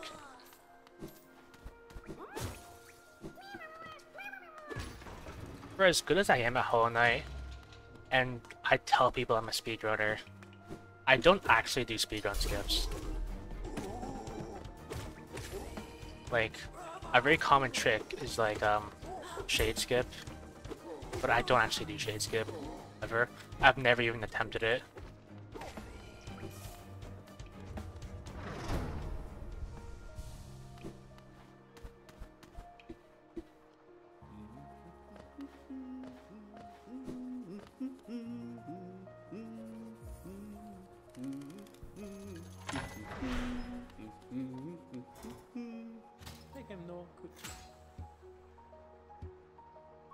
Give me the map. City of Flame. What if this really was like that pyromancy mod I talked about earlier? Because there's definitely a theme about fire. Oh, I don't have Crystal Dash. I gotta...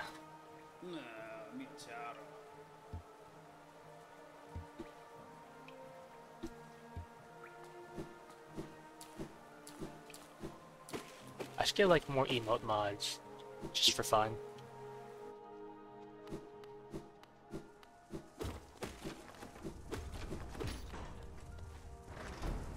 Head up and check the stag station, and hopefully they didn't touch it.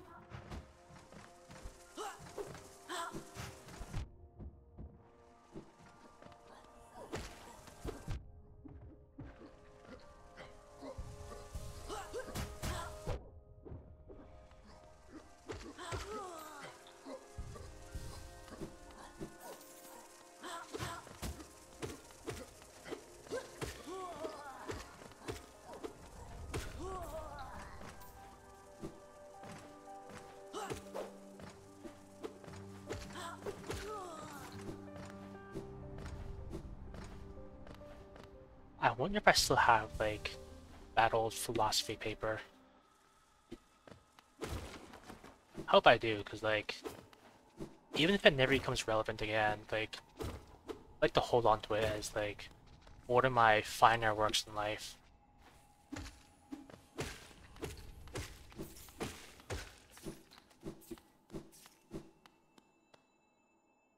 I think one of the reasons why I'm so proud of that paper is because, like, I don't remember what exactly what grade it got me, but, like, I think it got me like a 98 or a 99%. And, like, the only criticism I got on it was that, like,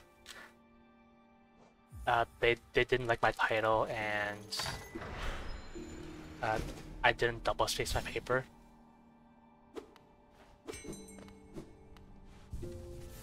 I think I'm more proud of the fact that, like, it was one of the requirements. Let me go through this dialogue. It was one of the requirements that I title on my paper, like, ask a question. Like, that was one of the requirements. And I didn't ask a question with the title. I just wrote a statement. And I couldn't be more proud of that. I made a conviction, and I stuck to it.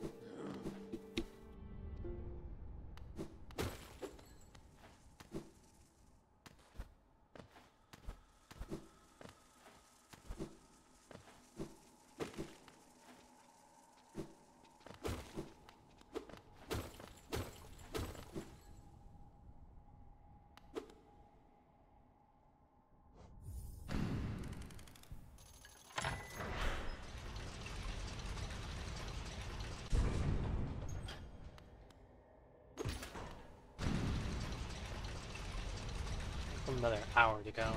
Oh, I should probably hydrate, etc. Because I got, like, the reminder.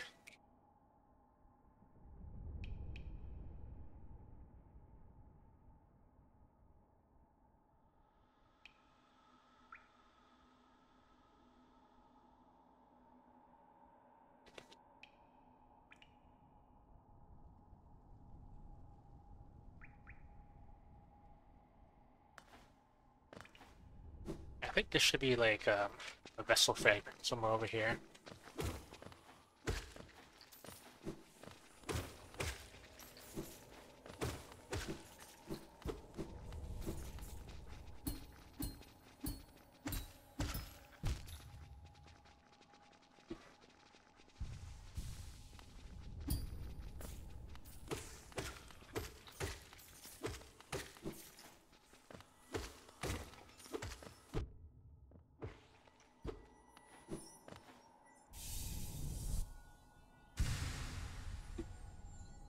I haven't actually seen anything new yet, apart from, like, that Soul Eater charm that I don't even know what it does. I don't think it would do anything new.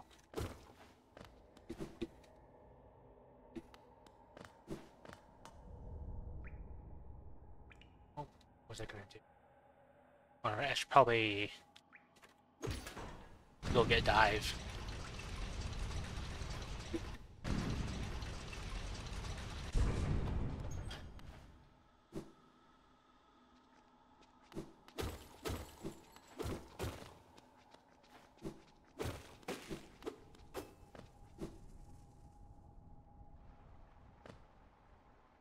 Hang on.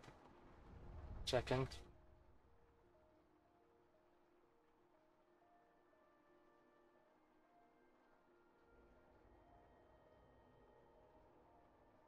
Snowplow's coming out.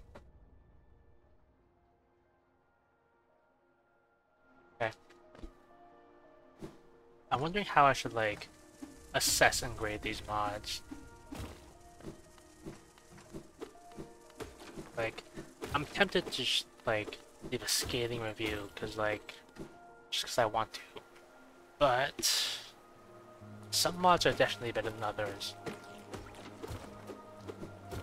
I'll never forget the Glimmering Realm one, though. Glimmering Realm had so many, like, red flags.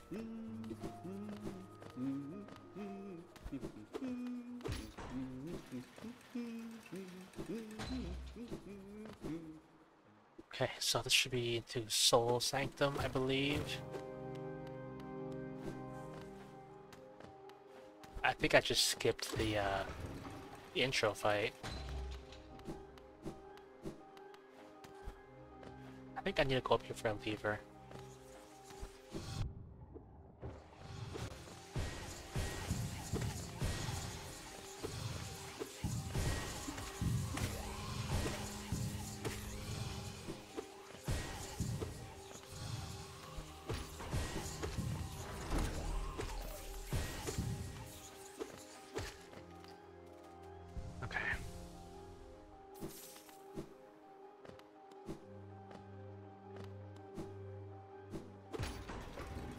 Actually, I should probably... Second. I need to BRP. I need to make a BRP screen.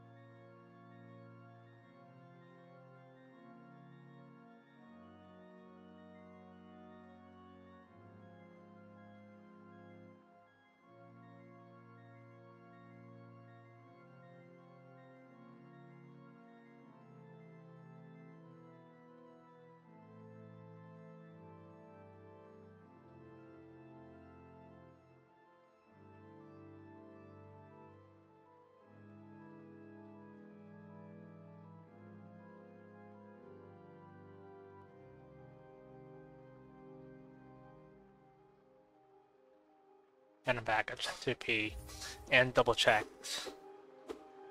Yeah. So the snowplow just came by and like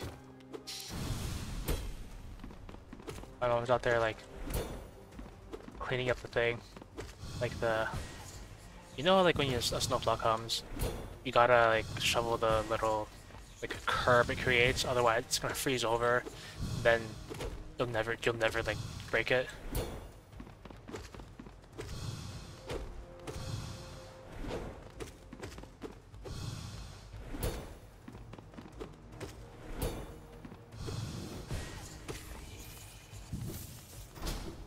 Parried. Yeah. When I realized my mom was out there, like I considered like ending stream early to like go help and shovel the snow, but looks like she's like just about done.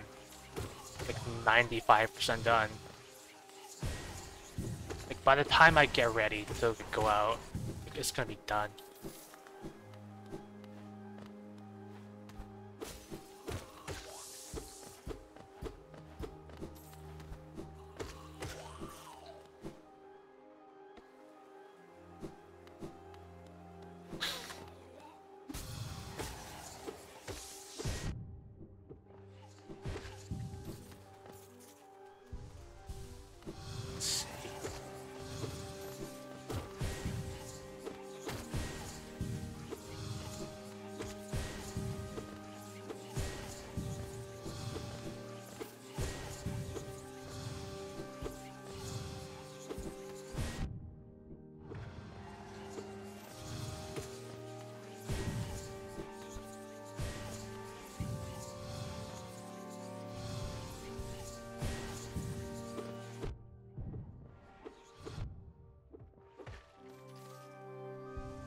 Okay. I think I haven't been here in a while. Probably rusty.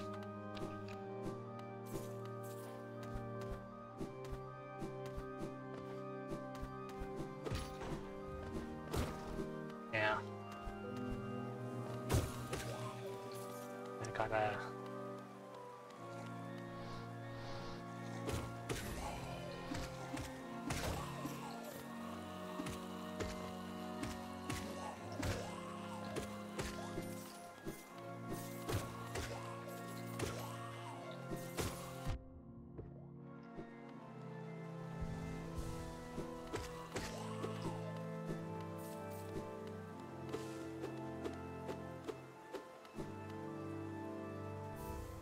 Okay. Nothing new yet. This might also be like a one stream, like, test thing.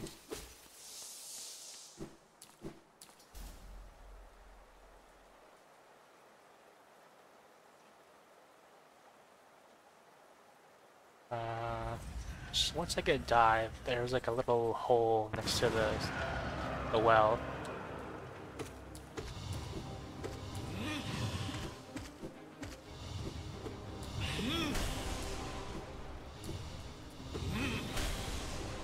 I got another charm notch. I probably should have put something on.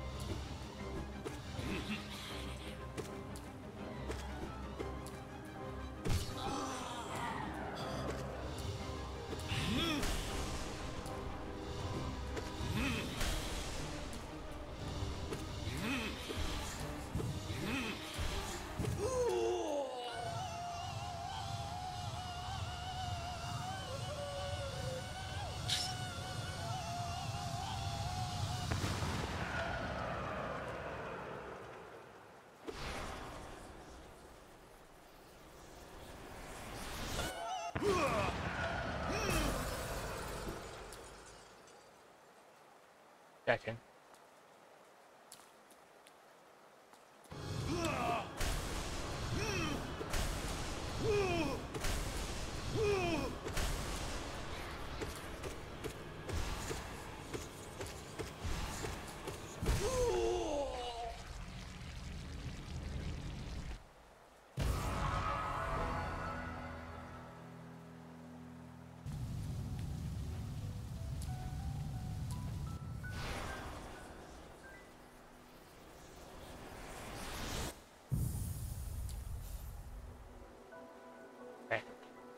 So I got dive.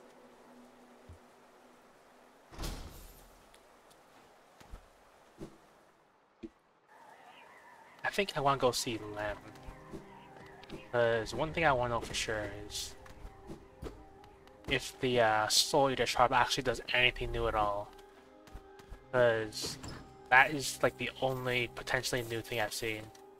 Other than like some like very convenient pathways being blocked off.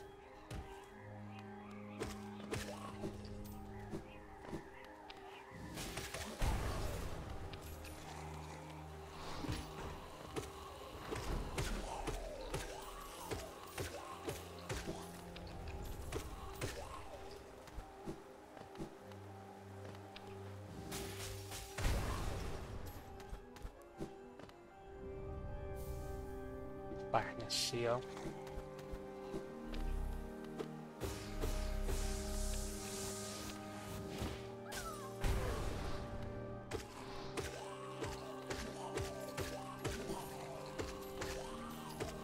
You know, it's so nice to not do like 1/5 damage.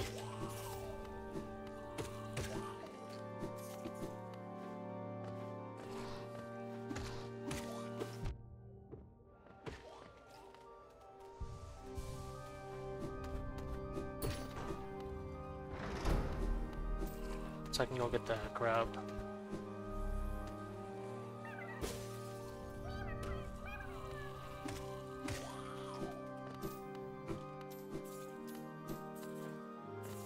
Let's see.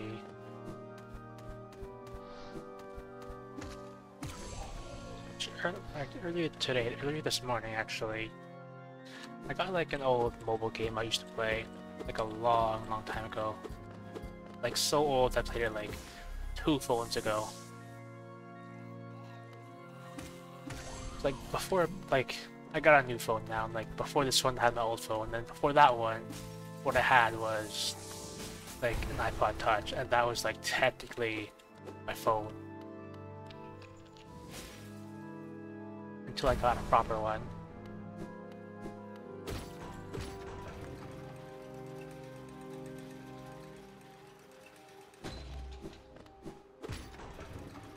On it, I played like this little mobile game that thankfully has since received a few updates to be better. I want to say it's not that much better, but it probably is. The main difference I remember, like, since last time is that... Let me look at the map. Main difference is that you can now infinitely watch ads to get an infinite amount of premium currency. So, like, if you got the time in, like, the battery space, then you got infinite premium currency. It is a little bit slow though, because the ads are like 30 seconds long, and like how much you get like is RNG dependent. It's like 55% chance for like you get one gem. That's the premium currency gem, like rubies. So it's like 55% chance you get 1, 30% chance you get 2, 15% chance you get 3.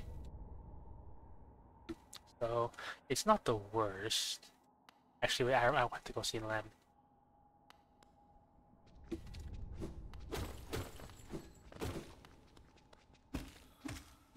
Either that or it's like scrounge up 2,000 geo on the way there. I'll probably go see them though, because I want to see how bad they messed this up.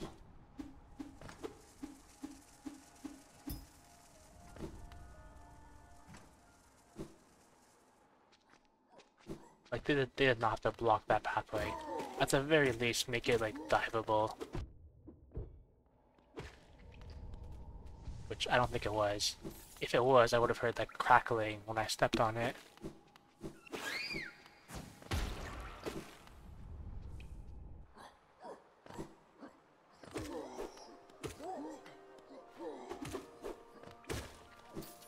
money.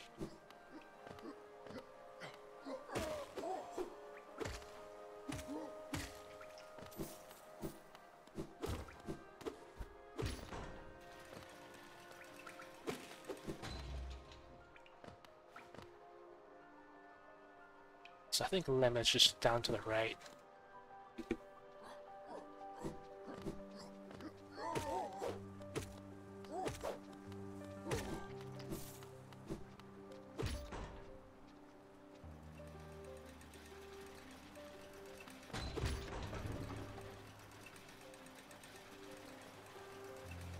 I'm so used to having crystal dash there. So I keep wanting to crystal dash off the elevator and just like have the little residual crystals floating.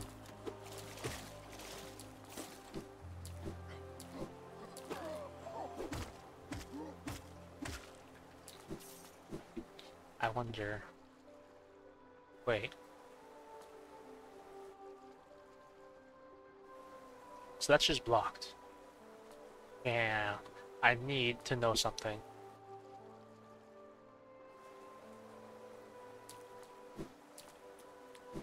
Okay, that's just blocked then.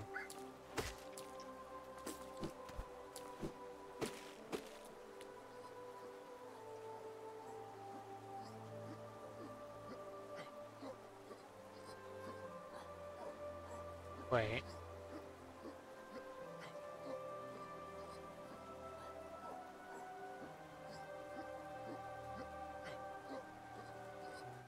Okay, let me even warp.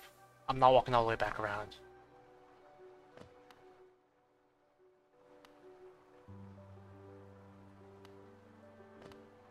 Okay.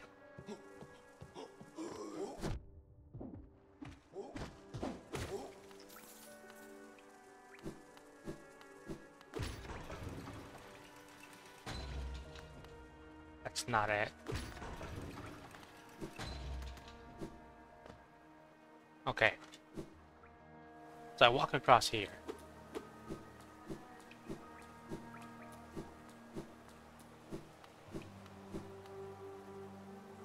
I better be able to like see Lem from the right side.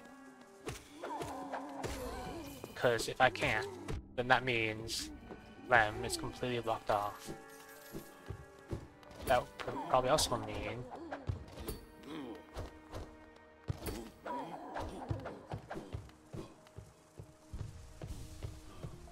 jump over him.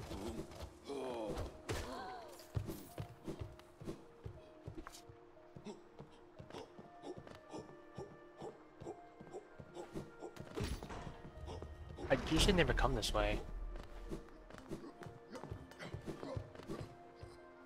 Because normally what you do is you just walk past them.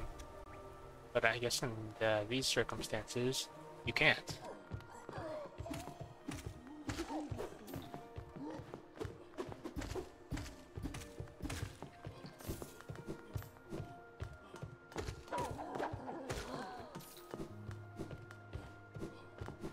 That was an 8. Wearing 2 shirts.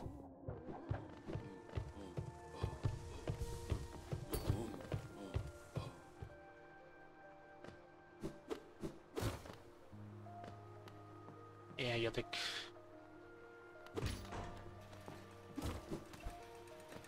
That's a speedrun skip.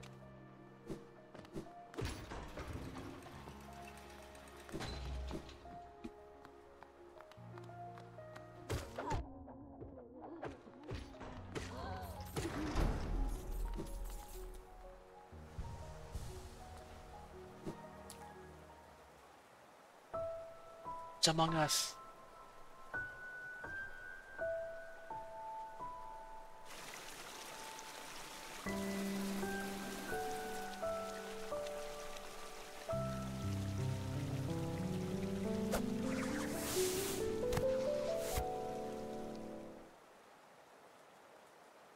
Gala negosa dros.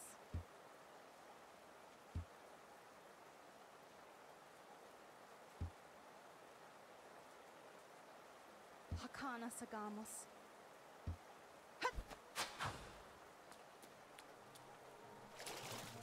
I wonder if they even like grapple onto.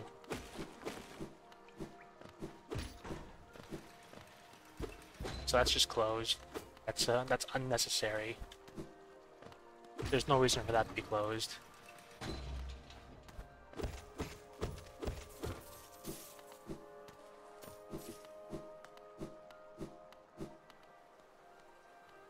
Warson Gian. Velmi Ardred. I don't have much, so just take this. Velmi Ardred.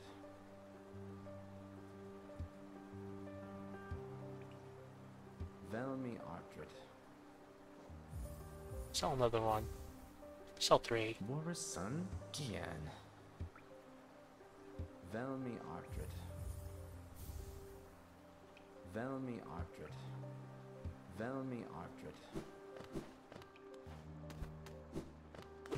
Don't have a key, do I?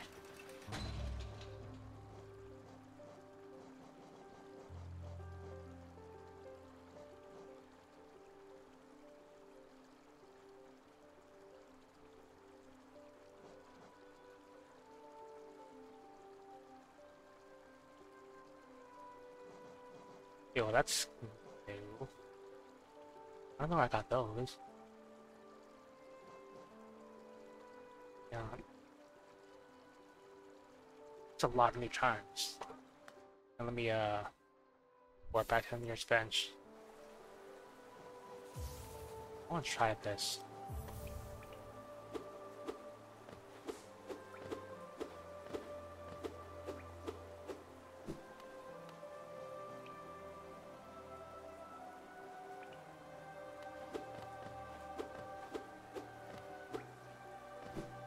Yeah.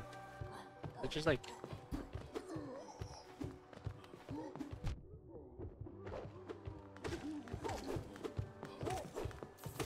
does it actually do anything?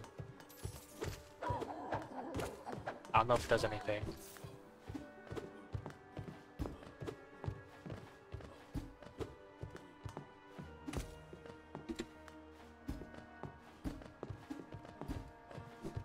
And let me go back on the bench again.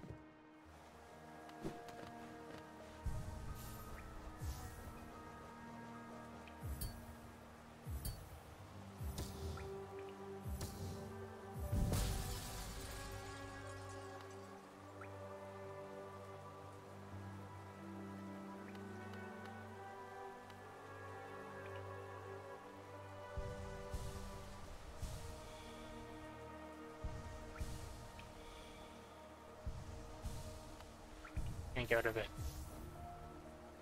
Why would you use that?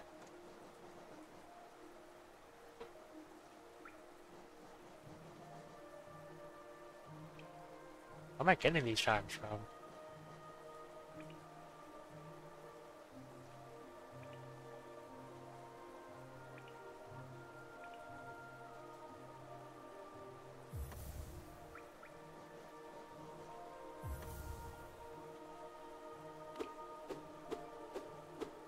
It'll put me back at Saluna.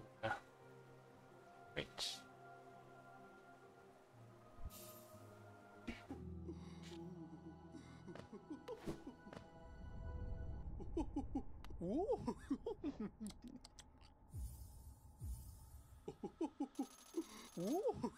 Mariba usso.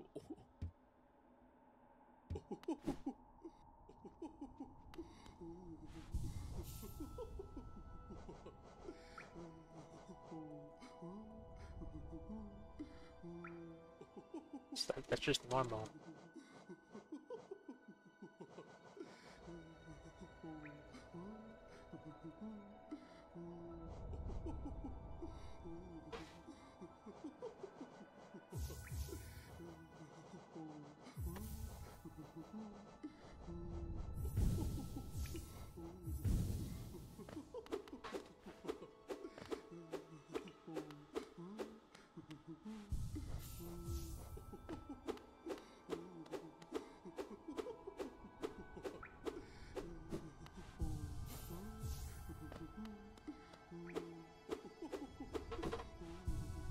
I wouldn't call that a dramatic increase.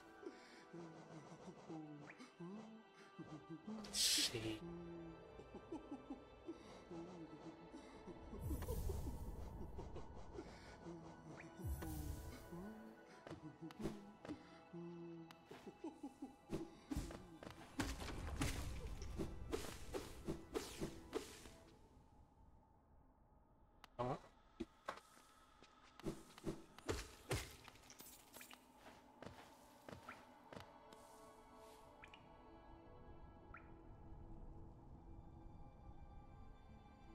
Wait.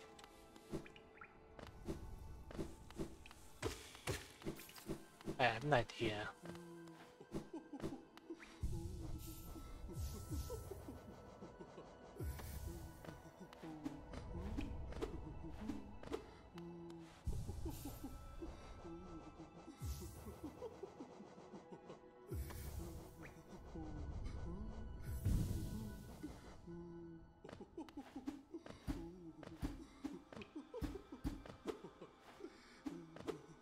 Not gonna work.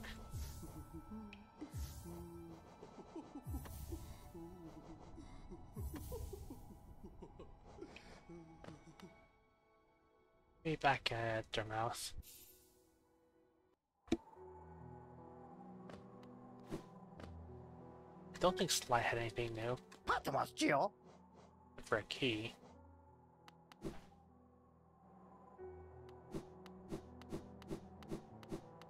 A tomato.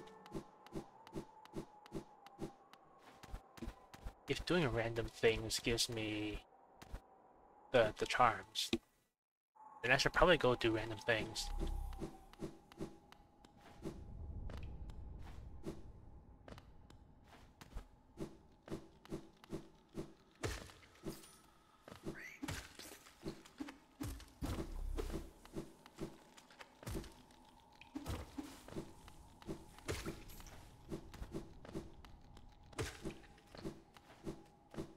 There's a wiki for this. Wait, let me check.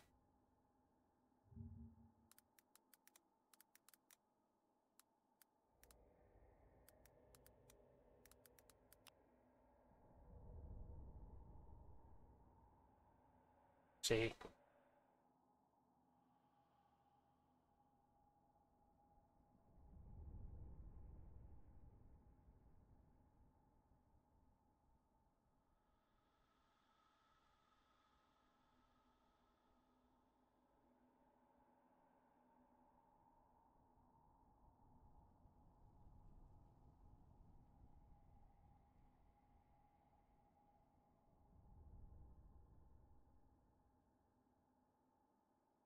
Ah.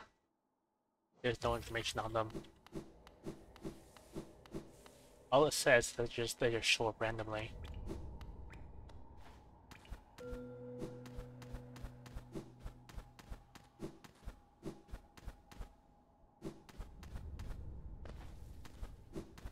I wonder if it's like per boss.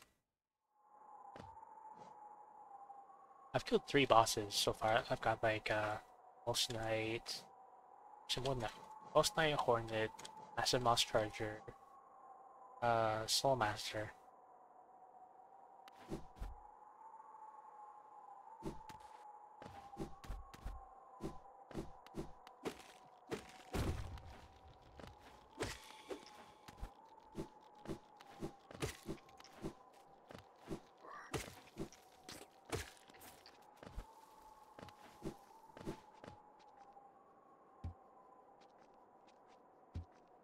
Okay.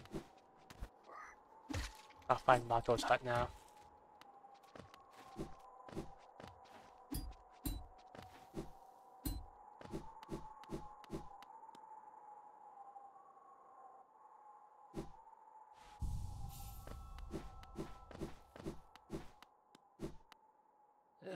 To sta jugando.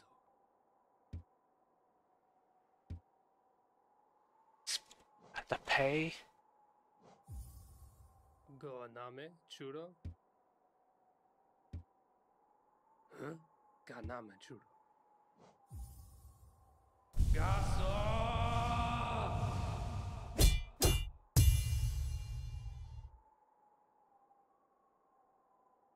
Telesomet. Bama. Finelo. What do I get for that? I don't think I got anything for that. Like, I just got 100 essence and that's it.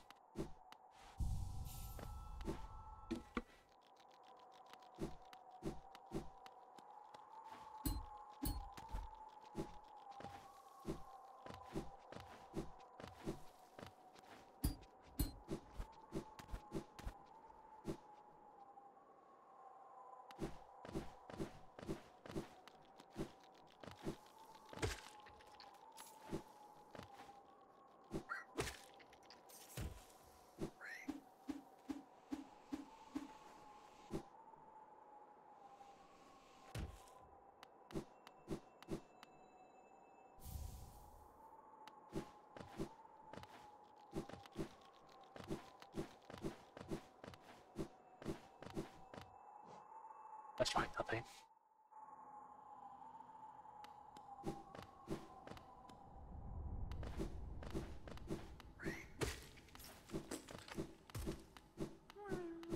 Right now. Wait.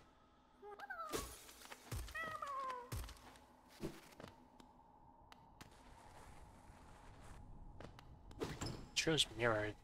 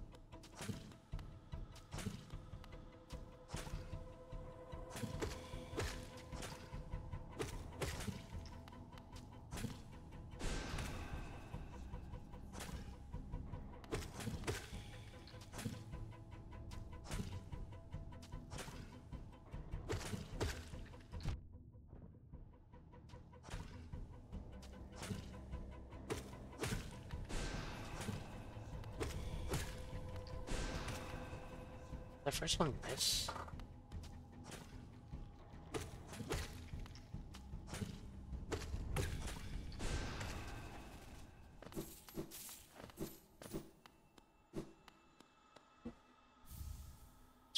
Alright. It's red because of the skin.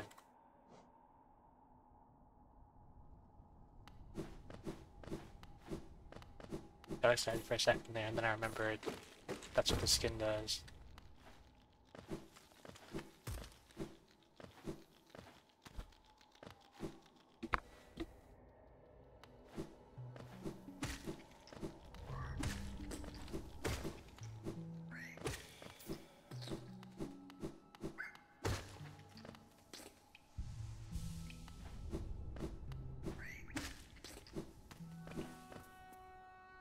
I know what Shio has.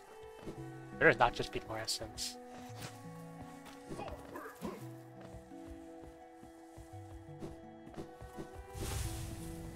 Wait, I don't have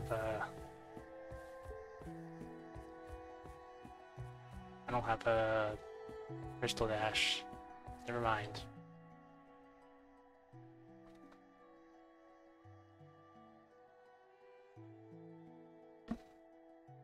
Me get the stag.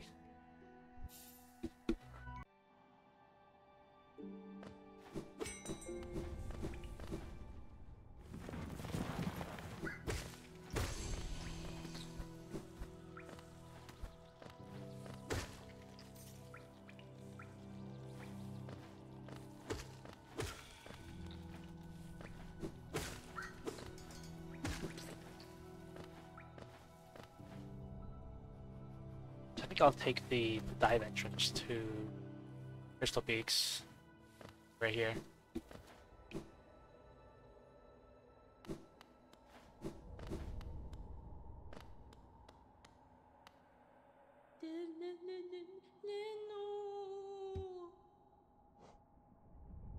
The Incubator Charm. Well.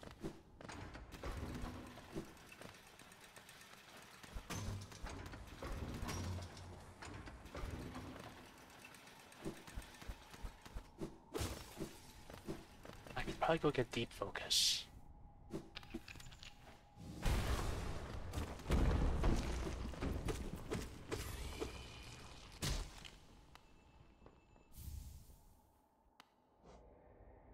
I'll check every time I pick up something new now.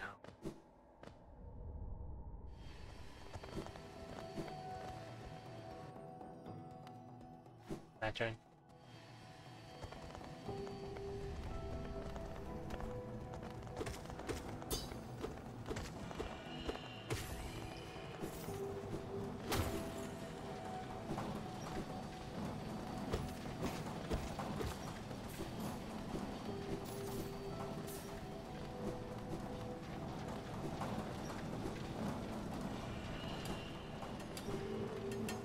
I was just about to say what we're gonna have for dinner, but I already know. Did I get something new? Nothing new.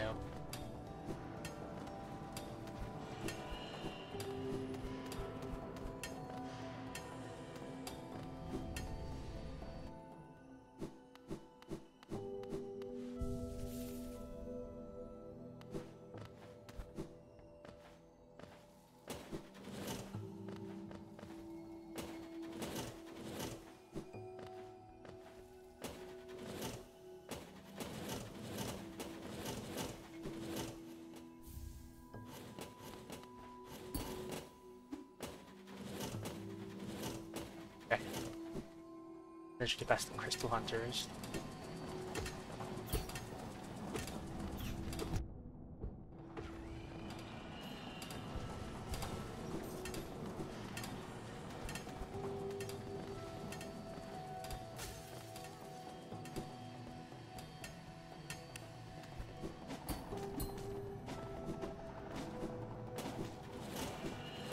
I don't have a map.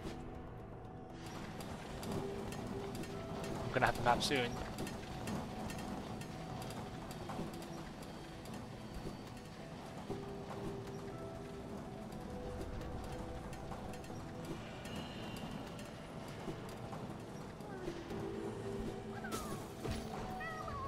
Map. I'm gonna have one soon.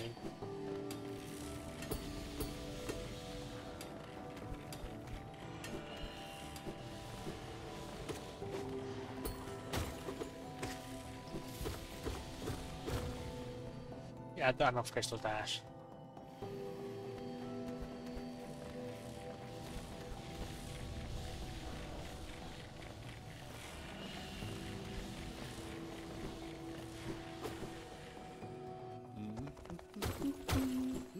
하늘이 맑다.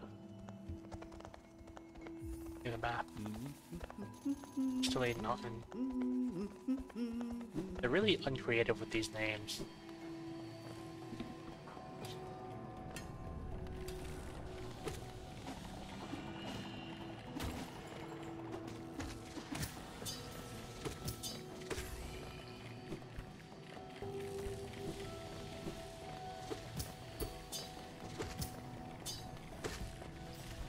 Shopkeeper's key.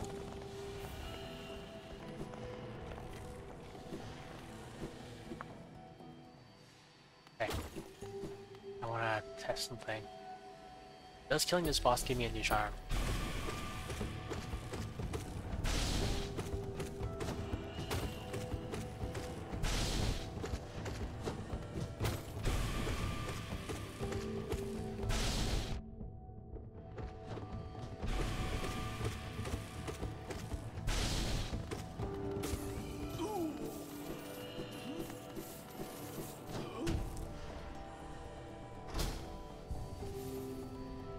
I don't see one.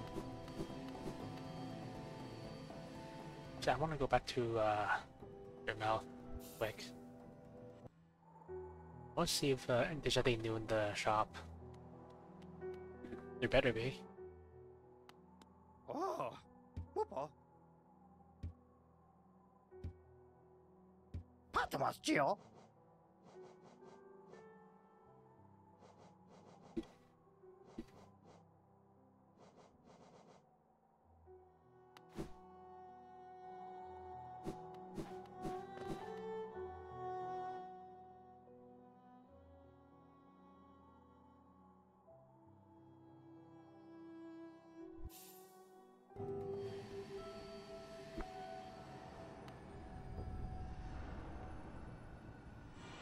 think I gotta go up and around. That's one thing I remember from Vanilla Peaks.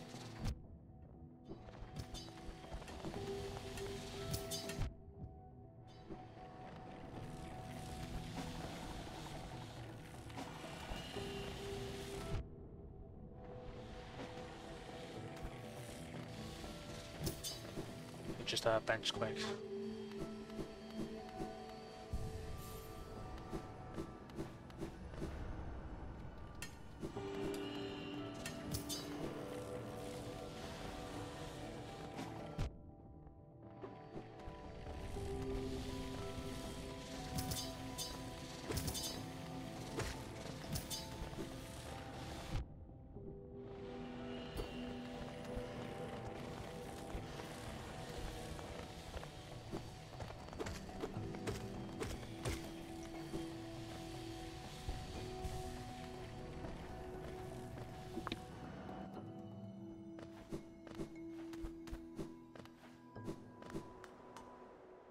Minobis. Charm? Nope.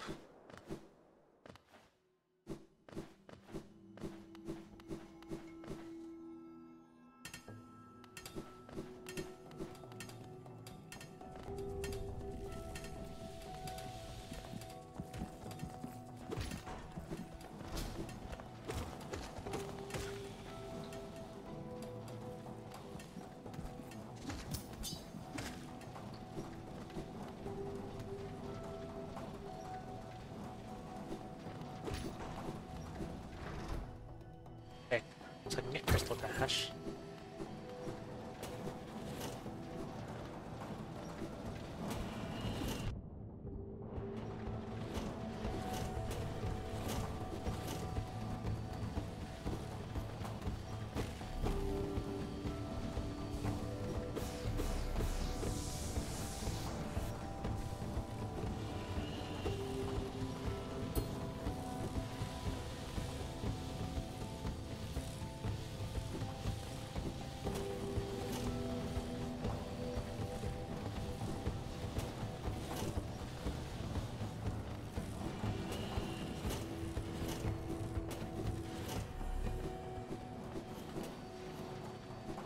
Okay.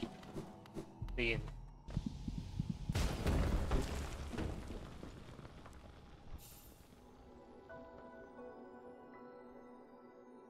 I get a new ability now?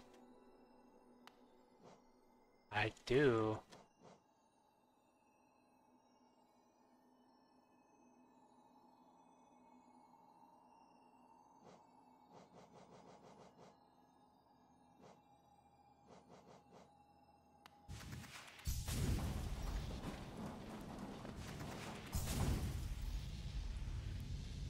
So maybe it's her new ability pickup.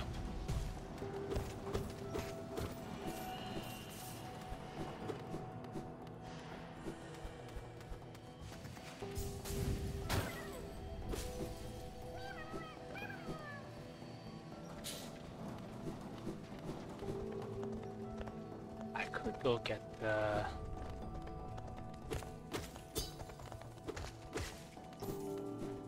deep focus. I can just get through this room.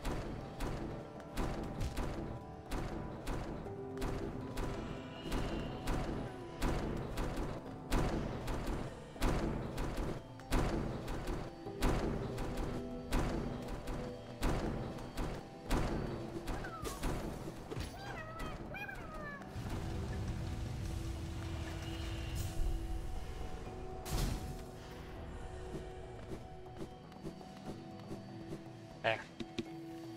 I always hate the crusher room because, like, the vibration and stuff. It's no wonder people have trouble with that.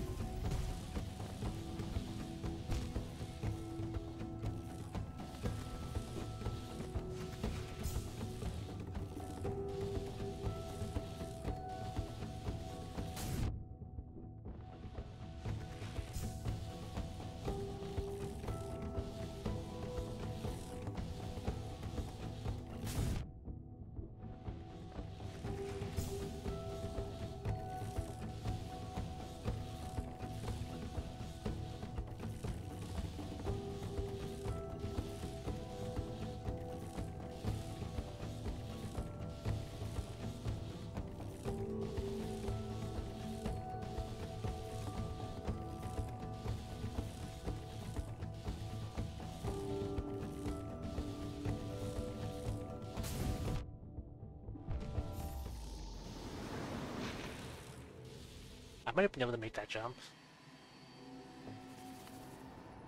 Good charm. Get a new charm.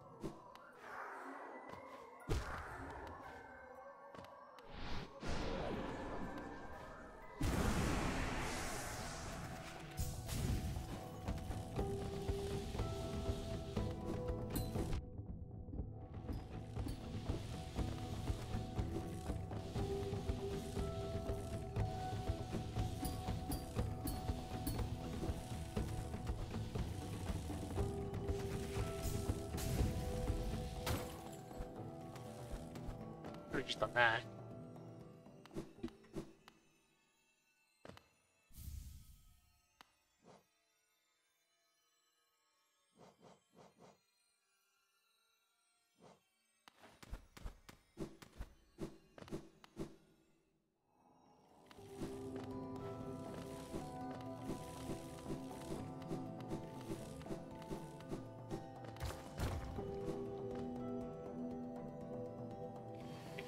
I just warp back now.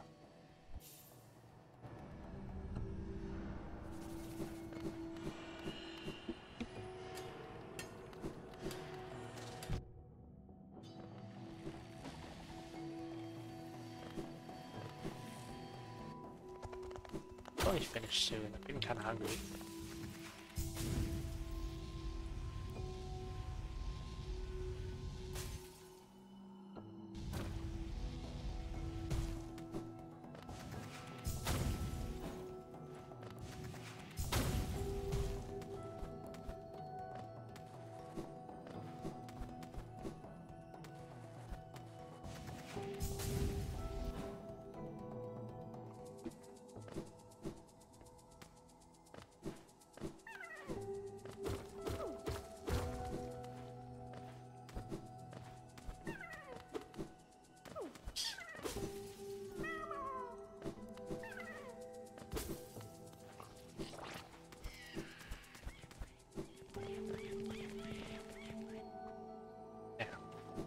Beat both of them.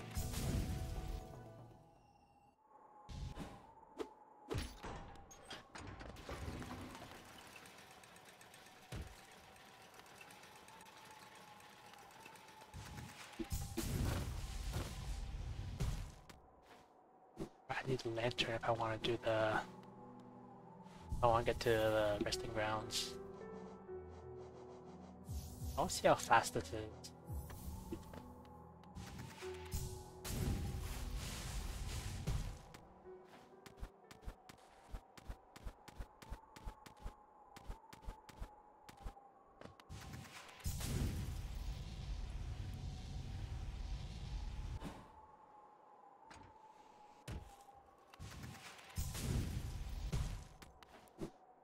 Yeah, it never got better.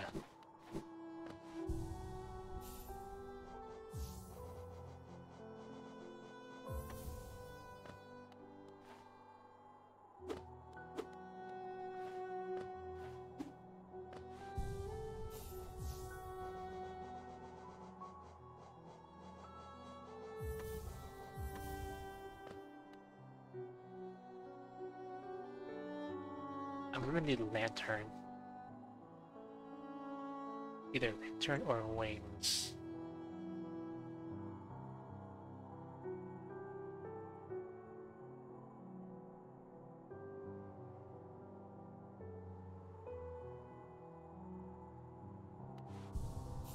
What? Maybe I will do like one more stream of this.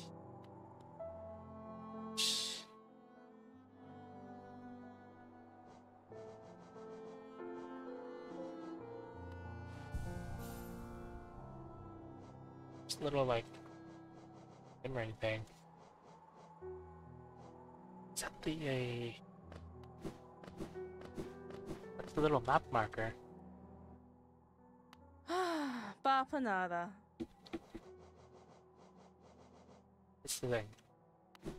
Anyway. Let's see.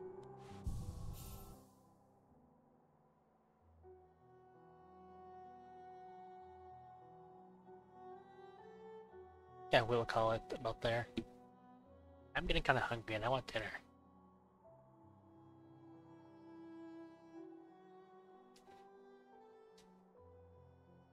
Let's see.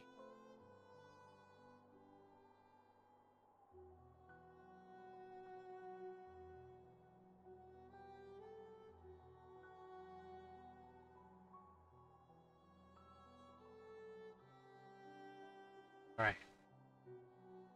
I know who I'm reading. Someone who I don't normally read unless I see someone else on. Oh.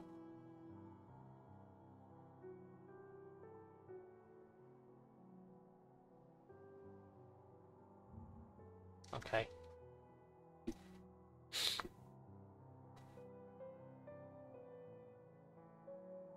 You know what? I will read Damien. Could be good for my next Outer Wilds stream. You cut.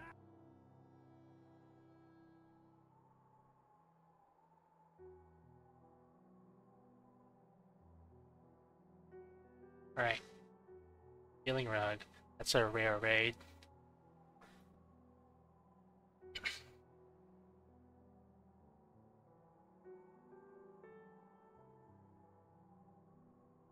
Yeah. So let's see, on Friday, set to start Outer Wilds, and on Saturday, I might actually continue this mod. Seems interesting. We have to explore around a little bit more. But other than that, that's everything.